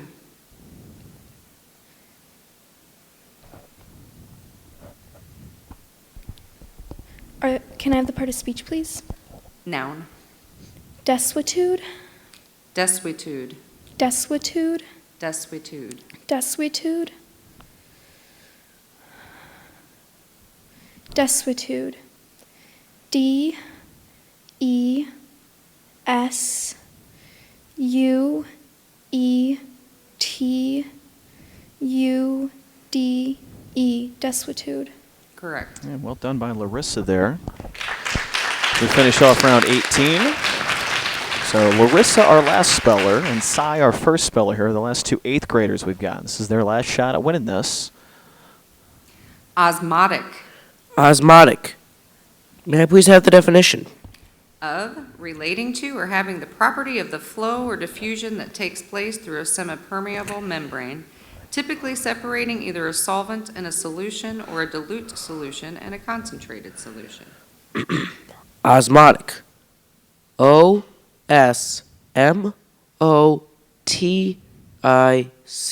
Osmotic. Correct. Side takes care of that one there. Again, our 2013 champion. Still in it tonight. This word could be confused with a similar word. Ideology. Noun. A manner or the content of thinking characteristic of an individual, group, or culture. Can you repeat the word, please? Ideology. Are there alternate pronunciations? Ideology. Ideology. Ideology. Ideology. I-D-E.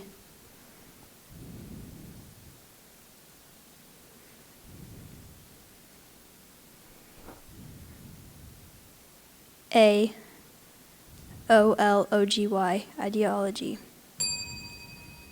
Correct spelling is I-D-E-O-L-O-G-Y. So Abigail Snyder will finish 6th place tonight as she goes out in round 19. This word could be confused with a similar word. Navicular. Adjective, resembling or having the shape of a boat. Navicular. May I have the language of origin? The first part of this word is from an originally Latin word, and the second part is an English combining form. Navicular. Navicular. Navicular. Navicular. N-A-V-I-C-U-L-A-R.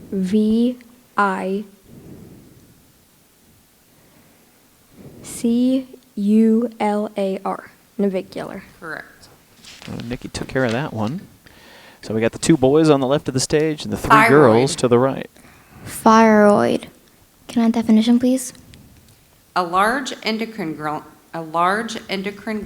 that lies in the base of the neck and produces an iodine-containing hormone having a profound influence on growth and development and specifically stimulating the metabolic rate. Thyroid. Thyroid. Thyroid. Thyroid.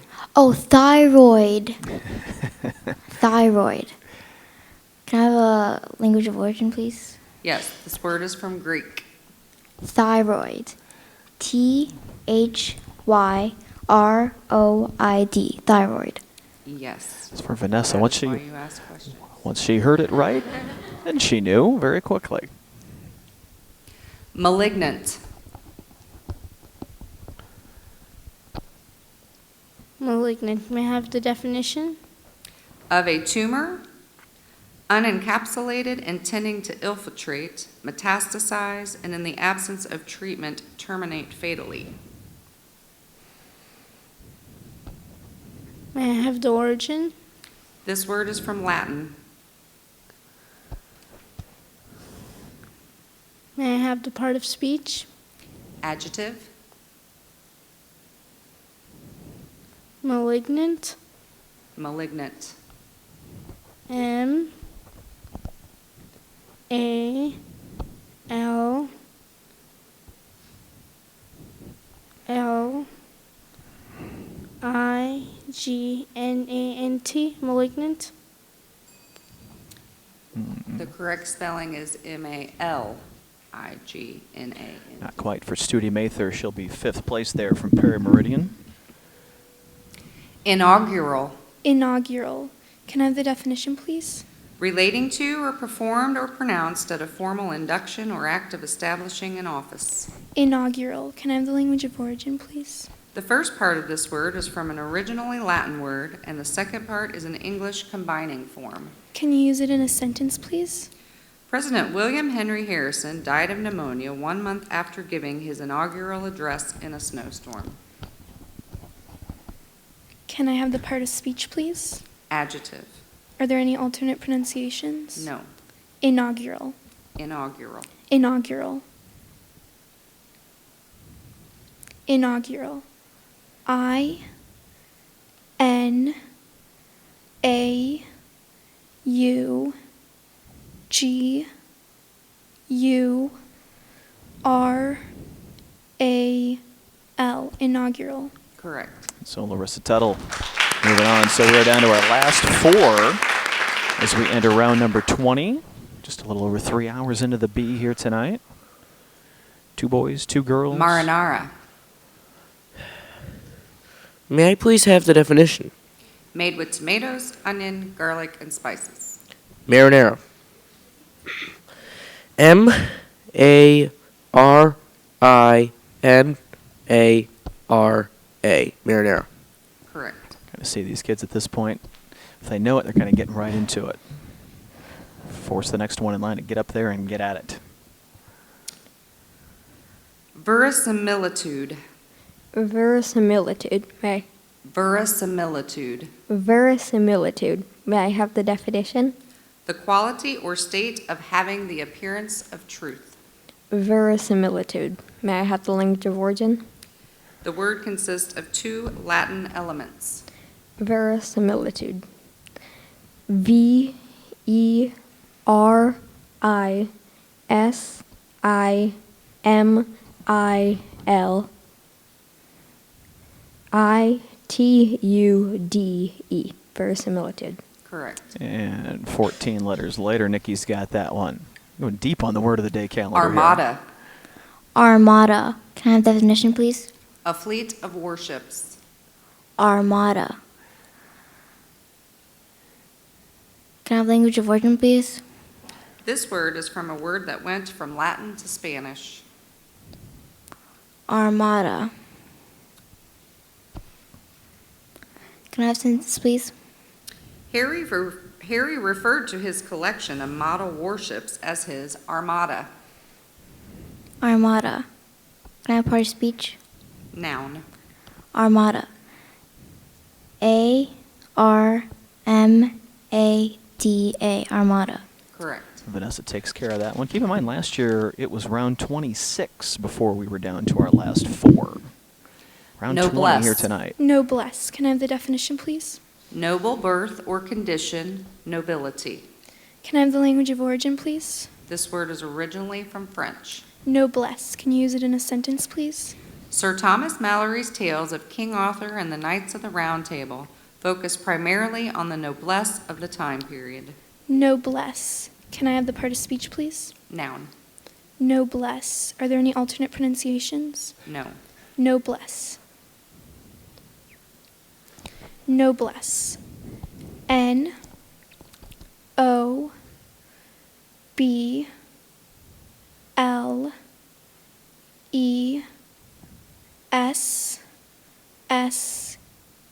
Noblesse. Correct. All right, well done by Larissa there. The ballet dancer as well as she tiptoes her way into round number 21.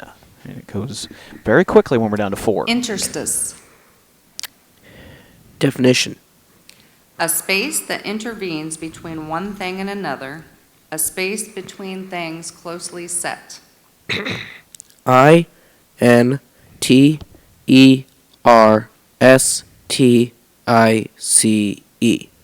Correct. I almost feel like Sai's kind of throwing it down for everybody here.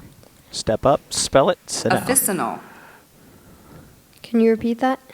Officinal. Officinal. May I have the definition? Kept in stock by pharmacists, Available without special preparation or compounding. Officinal. Officinal. May I have the language of origin? This word is from Latin. Officinal. A F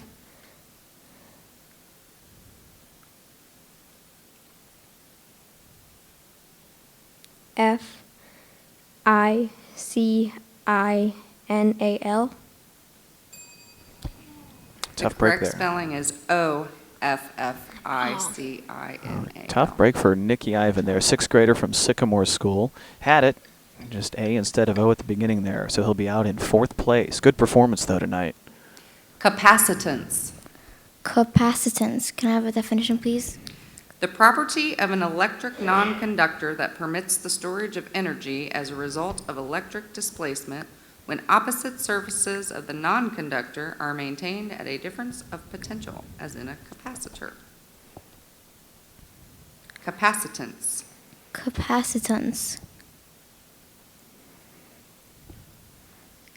Can I have a language of origin, please? This word is made up of two parts that both went from Latin to French to English. Capacitance. Capacitance. Capacitance. Can you repeat the word again? Yes.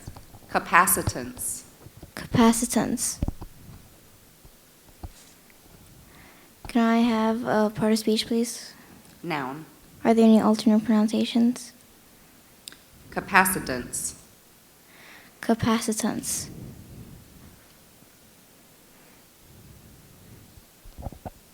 C A P A S I T E N C E. The correct spelling is C-A-P-A-C-I-T-A-N-C-E. Awful lot to sort out there for Vanessa. So she had to work her way through that one. Did not. So she'll be out in 3rd place. This word could be confused with a similar word. And we're down to our final 2. Animalcule. Can you repeat the word? Animalcule. Animalcule. Can I have the definition, please? A minute and usually microscopic organism. Animalcule. Animalcule. Animalcule.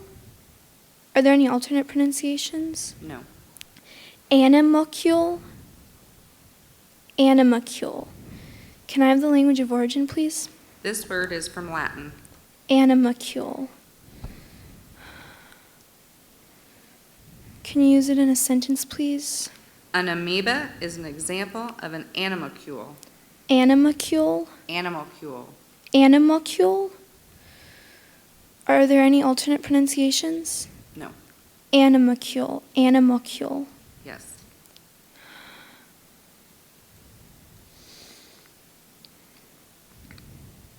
Animalcule. A N I M O C U L E. Animalcule. Tough one Correct there. spelling is A-N-I-M-A-L-C-U-L-E.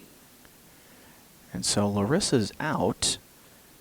Now, I believe when we get to the final 2 here, I do believe the championship Correct me if I'm rules wrong, apply. but I think I have to spell one word to win. Yeah, Cy and knows if the I deal. misspell that, then everybody who got out on the previous round is back in.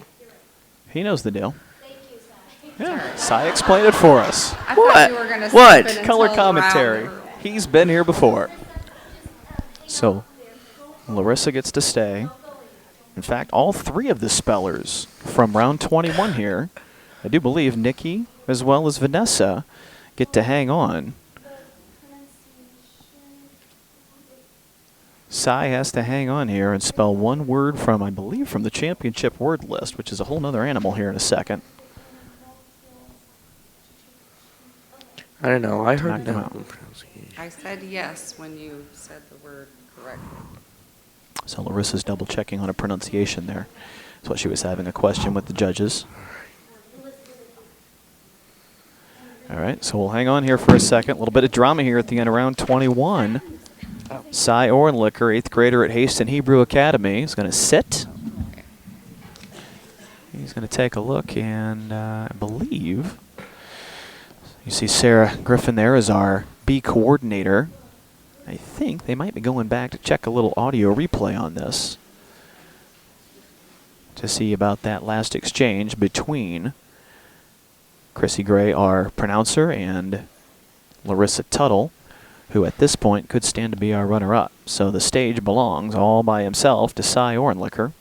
Cy was runner-up 2012 as a 5th grader, won the whole thing in 2013 as a 6th grader, and made the trip to the National Bee in Washington, D.C., where I believe, I have to go back and let me check his bio here real quick. I believe Cy made it through to the second day of that right there at the National Bee. So this is his 3rd appearance here at the county level, and 2nd place and 1st place is not too shabby. And right now he's hanging on right there all by his lonesome, waiting to see if, in fact, he'll have one chance to end it here in what would be round number 22 later tonight. We saw some impressive spelling from these young people here tonight. A couple of medical terms getting them stumbled up there in round 21. I'm remembering back to last year, particularly in the back half of the competition, the last 10 or 12 spellers coming up. It was oftentimes those words that had kind of a medical background to them, or some sort of very scientific connotation to them that was really tricky for some of these kids, even though they were able to go through word origins and definitions. And you at home might think that that's just a little bit too much to handle, but for some of these kids, if they are leaning one way or another on how these words are going, they're able to take some of that knowledge that they have studied over learning about etymology, the study of words as it is, just learning about words and being able to take maybe a little bit of a German background or something that has a Latin origin or something that has a French origin and be able to find out where a U might go or a CHE on the end of something or an E instead of an A. We saw some very impressive kind of middle letters where you might sit here and think you know the word that's going to come out of their mouths, but they're able to find that one letter that's able to make the difference. And you saw right here in round 21, it was just that one single letter. I'm thinking back to Nicky right there, who had his word spelled correctly, if not for an A instead of an O, and that was what Larissa got hung up on here in the word at the end of this 21st round. She had, I believe, a stray U in there somewhere or missed one, and they're trying to determine if the pronunciation back and forth. You saw the exchange there where she asked Chrissy if it was a certain pronunciation. I believe Chrissy said yes, and so she went forward with that. And I think that's the back and forth we're having right now with the judges to take a look at that. So they're still looking over the review here, essentially. I guess this is the spelling bee equivalent of an official review. So they're going to do that. We're going to take a short break here. We'll come back, and we'll see if round 21 has remedied itself, and we might have a chance to see Cy Ornlicker spell for the championship in just a moment as we continue here with the Scripps Regional Spelling Bee on HTSN. Citizens of Earth, Decepticons have been sighted at the Children's Museum. We need you to join our team to protect the Allspark and to defend Earth. Transformers, robots in disguise at the Children's Museum of Indianapolis. Open now. Good news for winter blues. May is on the way. And RTV6 is the only place to see the race. First, we turn up the heat with the Angie's List Grand Prix of Indianapolis. Then rev up for the 99th running of the Indianapolis 500. The drivers, the stories, the greatest spectacle in racing. Join Dave First and the RTV6 sports team with RTV6 driver analyst Tony Kanaan. Tony Kanaan, Dave First. RTV6, the only place to see the race. This is going to be good. Monday, March 16th, dancing's new season is a perfect 10. Come on and dance with me.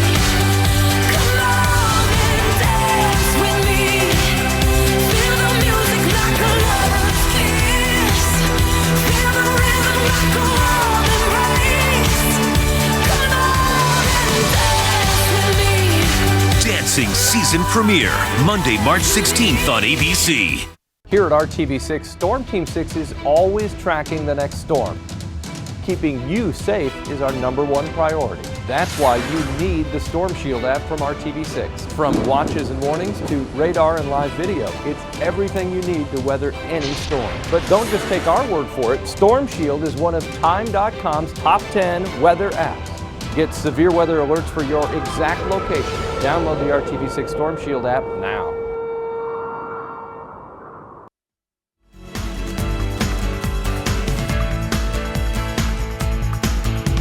And we're back with live coverage of the 2015 Marion County Scripps Regional Spelling Bee. And there is 8th grader Cy Ornlicker from the Haston Hebrew Academy. He is the only one of 28 spellers that started the night that has not missed. We've had a long judges review about one of our spellers at the end of the last round. Larissa Tuttle had what is essentially an official review about a pronunciation of the word that she misspelled that could have kept her in the competition. But as it stands, she's sitting in the front row of the audience waiting to see kind of what that official judgment is. She's getting an explanation right now.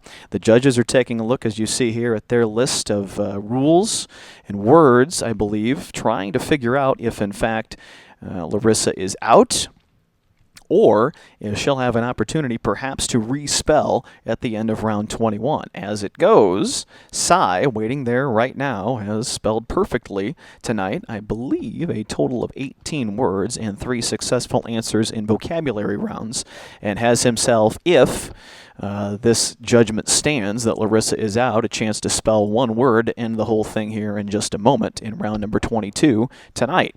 We saw 28 students start the night, ranging from grades 4 through 8. We have seen some very impressive I guess, feats of etymology, if you would. Some really big words come out of these kids, and really impressive stuff to be able to take what essentially you or I would think of as maybe our word of the day calendar, and they just spit it right back out one letter at a time.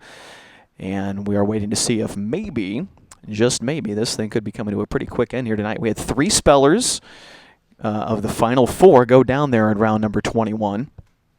It was Nikki Ivan from Sycamore School, 4th place. Vanessa Shao from Park Tudor in 3rd. And like we said, Larissa Tuttle, she's a homeschool student. Right now would sit in 2nd place, but perhaps we will see if she's going to get another chance to do it right there. So you get a look there at Cy, kind of just hanging out, doing his best. He won the thing 2 years ago and was runner-up the year before that. So he's no stranger to being up here in front of this microphone and waiting for the bell to ring and knowing what it's all about here tonight. And you take a look at the right of your screen there. That's the judges that we have there.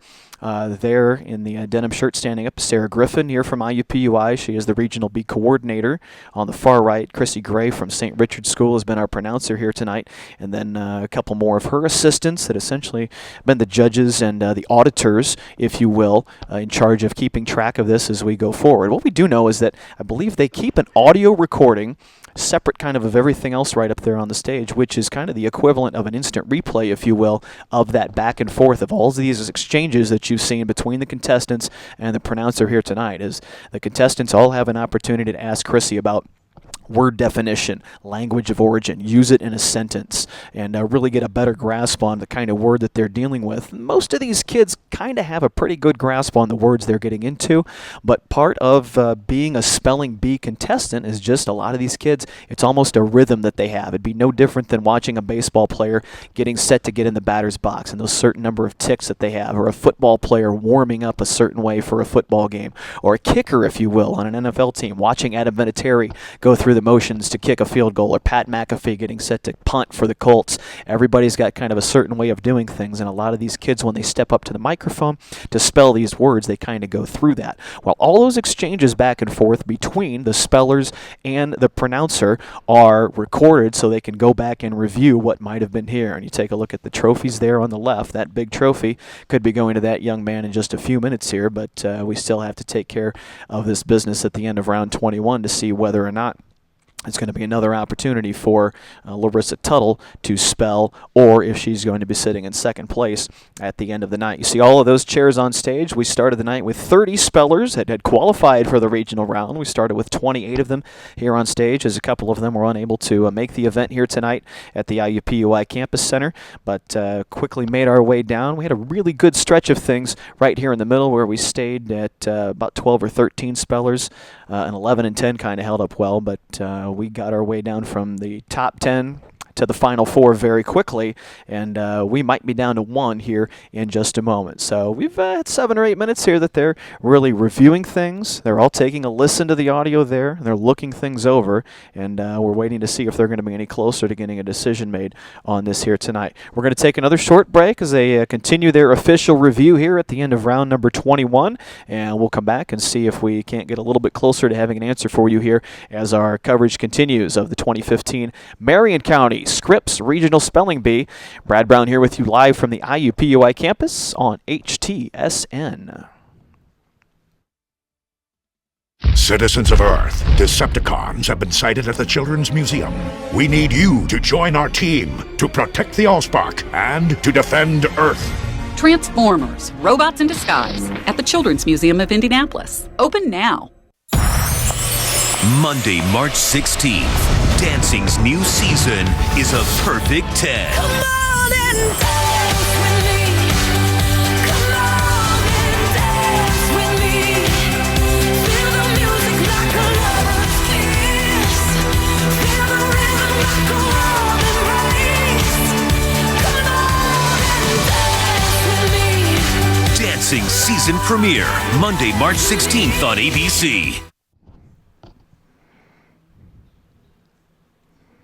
Okay, we perhaps are down to 1, but we might be down to 2, and we might be down to 4 still, or back to 4. We shall see. As we continue here live from the IUPUI Campus Center, those trophies are going to be handed out before the end of the night, and one of these young contestants is going to be headed toward the National Spelling Bee in Washington, D.C. Brad Brown here with you with our HTSN crew. If you've been hanging around with us here this evening, we've reached a little bump in the road there as Cy Orenlicker right there is waiting perhaps to spell one final word to win this, but we had a little official review at the end of what was round number 21 when Larissa Tuttle, our runner-up at this point, misspelled a word. She questioned the pronunciation of that in an exchange back and forth with our pronouncer, Chrissy Gray, as to whether or not she had the correct pronunciation. She misspelled that, and if there is some sort of an anomaly between the two of them there, then she might get another opportunity to spell in the 21st round. But again, the winner here tonight will advance to the National Spelling Bee the final week of May in Washington, D.C., the 88th Spelling Bee on the national level, be part of a crowd of more than 280 young spellers that'll get a chance to compete for a $30,000 scholarship and the big trophy at the end of the school year. SpellingBee.com if you'd like more information about all of that event. And our parent company, Scripps, proud to be presenting that once again here, as next year they'll be marking 75 years, the 75th anniversary of their first presentation of the Scripps National Spelling Bee. So we've had a good go of it here tonight, as we're about 3.5 hours into this, and we've spent the better part of the last 10 or 12 minutes just kind of going over things. And again, we talk about Scripps back to 1941 with their first year. Of course, the Spelling Bee goes all the way back to 1925.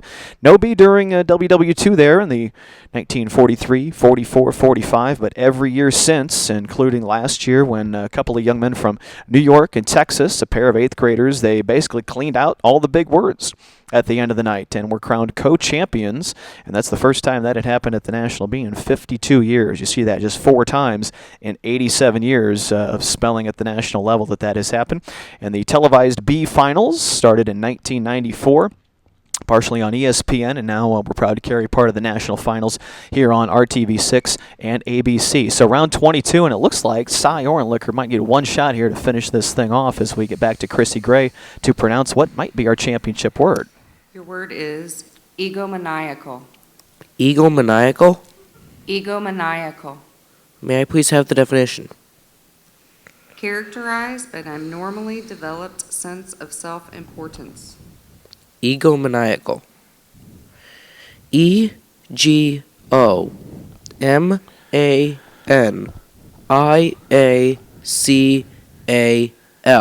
Egomaniacal. Correct. And there it is. Just that quickly. So after all of that waiting, Cy Orenlicker, an 8th grader at Haston Hebrew Academy for the second time in 3 years, is the Marion County Scripps Regional Spelling Bee champion. Cy's had a little bit of a runny nose here tonight, hence the box of Kleenexes. They're going to bring the top finishers to the stage right now and have a trophy presentation with Sarah Griffin. So well done for Cy, and we will get everybody lined up for that right now. And we'll take a quick 60-second break, and I'll be back for some trophies, and we'll talk to your winner when we return here on HTSN. Citizens of Earth, Decepticons have been sighted at the Children's Museum. We need you to join our team to protect the Allspark and to defend Earth. Transformers, robots in disguise at the Children's Museum of Indianapolis. Open now. Good news for winter blues. May is on the way. And RTV6 is the only place to see the race. First, we turn up the heat with the Angie's List Grand Prix of Indianapolis. Then rev up to the 99th running of the Indianapolis 500. The drivers, the stories, the greatest spectacle in racing. Join Dave First and the RTV6 sports team with RTV6 driver analyst Tony Kanaan. Tony Kanaan, Dave First. RTV6, the only place to see the race. This is going to be good. Do a short presentation to our top three. I want to say thank you. It was a long bee, emotional bee. Our third place speller, Vanessa, you want to come up and say your name and your school again? Vanessa Xiao, Park Tutor School.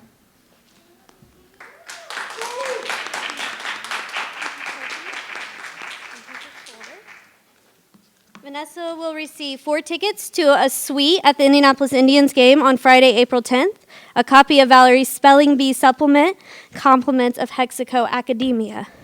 Our second place speller.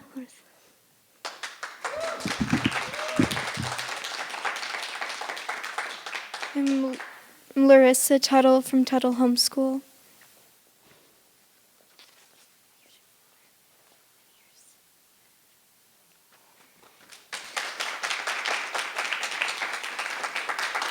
Larissa will win 4 tickets to our suite at the Indianapolis Indians game on Friday, April 10th, a copy of Valerie's Spelling Bee supplement, compliments of Hexaco Academic, and a Merriam-Webster Collegiate Dictionary, 11th edition, donated by Merriam-Webster, which will be mailed directly to her.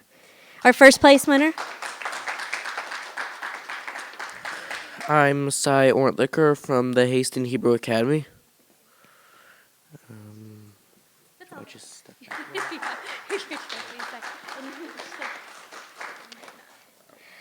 Cy will win 4 tickets to our suite at the Indianapolis Indians game on Friday, April 10th, a copy of Valerie's Spelling Bee supplement, compliments of Hexaco Academic, a 2015 United States Proof Mint set donated by Mr. J. Sugarman in honor of his father. You'll get that in June.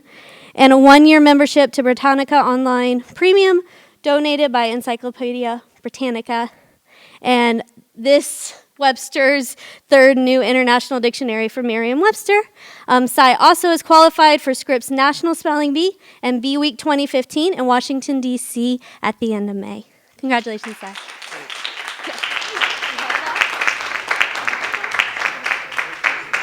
Can we give them all a round of applause? And Nikki as well, because Nikki made it to this last round as well. And I know how hard they worked. They all did such an incredible job. Good job, guys. So Brad's going to... Cy, come on over here, Cy. We're going to talk to the winner here. Let me hold something for you. I'll take that. That's big. All right, we're going to talk to you. How does this feel the second time around to win this tonight? Well, it's pretty amazing. You know, I get to go to D.C. and compete in the Bee, and it was just an amazing experience last time, and I know it's going to be amazing again. Was it any easier for you tonight, having won the thing a couple years ago? Not really. There were some words that I would not have gotten that showed up. 2 years ago. You wouldn't have gotten them. And now I wouldn't have gotten them. Yeah. Was there a particular word that you're going to remember from tonight that you're going to point at and go, oh, that was good? What was that word? Whatever. I think there was one that got Chrissy crossed up over here pronouncing, I think, as well. Yeah, some of those words, they're pretty crazy. That's good. What's the best part about Bee Week that you remember the first time that you're looking forward to this time around? Well, you know, just competing in the National Spelling Bee, I guess. But also there was this hallway that they had all decked out with banners that had the winning words from previous years on them. And then just the knowledge that if you won, you and you're winning where we're going to be up there next year and the year after that and all the way down the line, it's pretty amazing. Look forward to seeing your picture and your word up there maybe when this is done. Maybe. Okay. You're going to need this to study some of those, all right? Take that to go with the trophy, all right? You got that? All right, we got to get you a digital version of that. That's good. That's good. There's Cy Orentlicker, our champion for 2015 at the Regional Spelling Bee. One more round of applause as we wrap up our coverage here tonight from IUPUI Campus Center. Thanks to our entire crew here at RTV6 and to the folks here at the Regional Spelling Bee. I'm Brad Brown. Thanks for joining us. Everybody have a good night. We'll see you soon.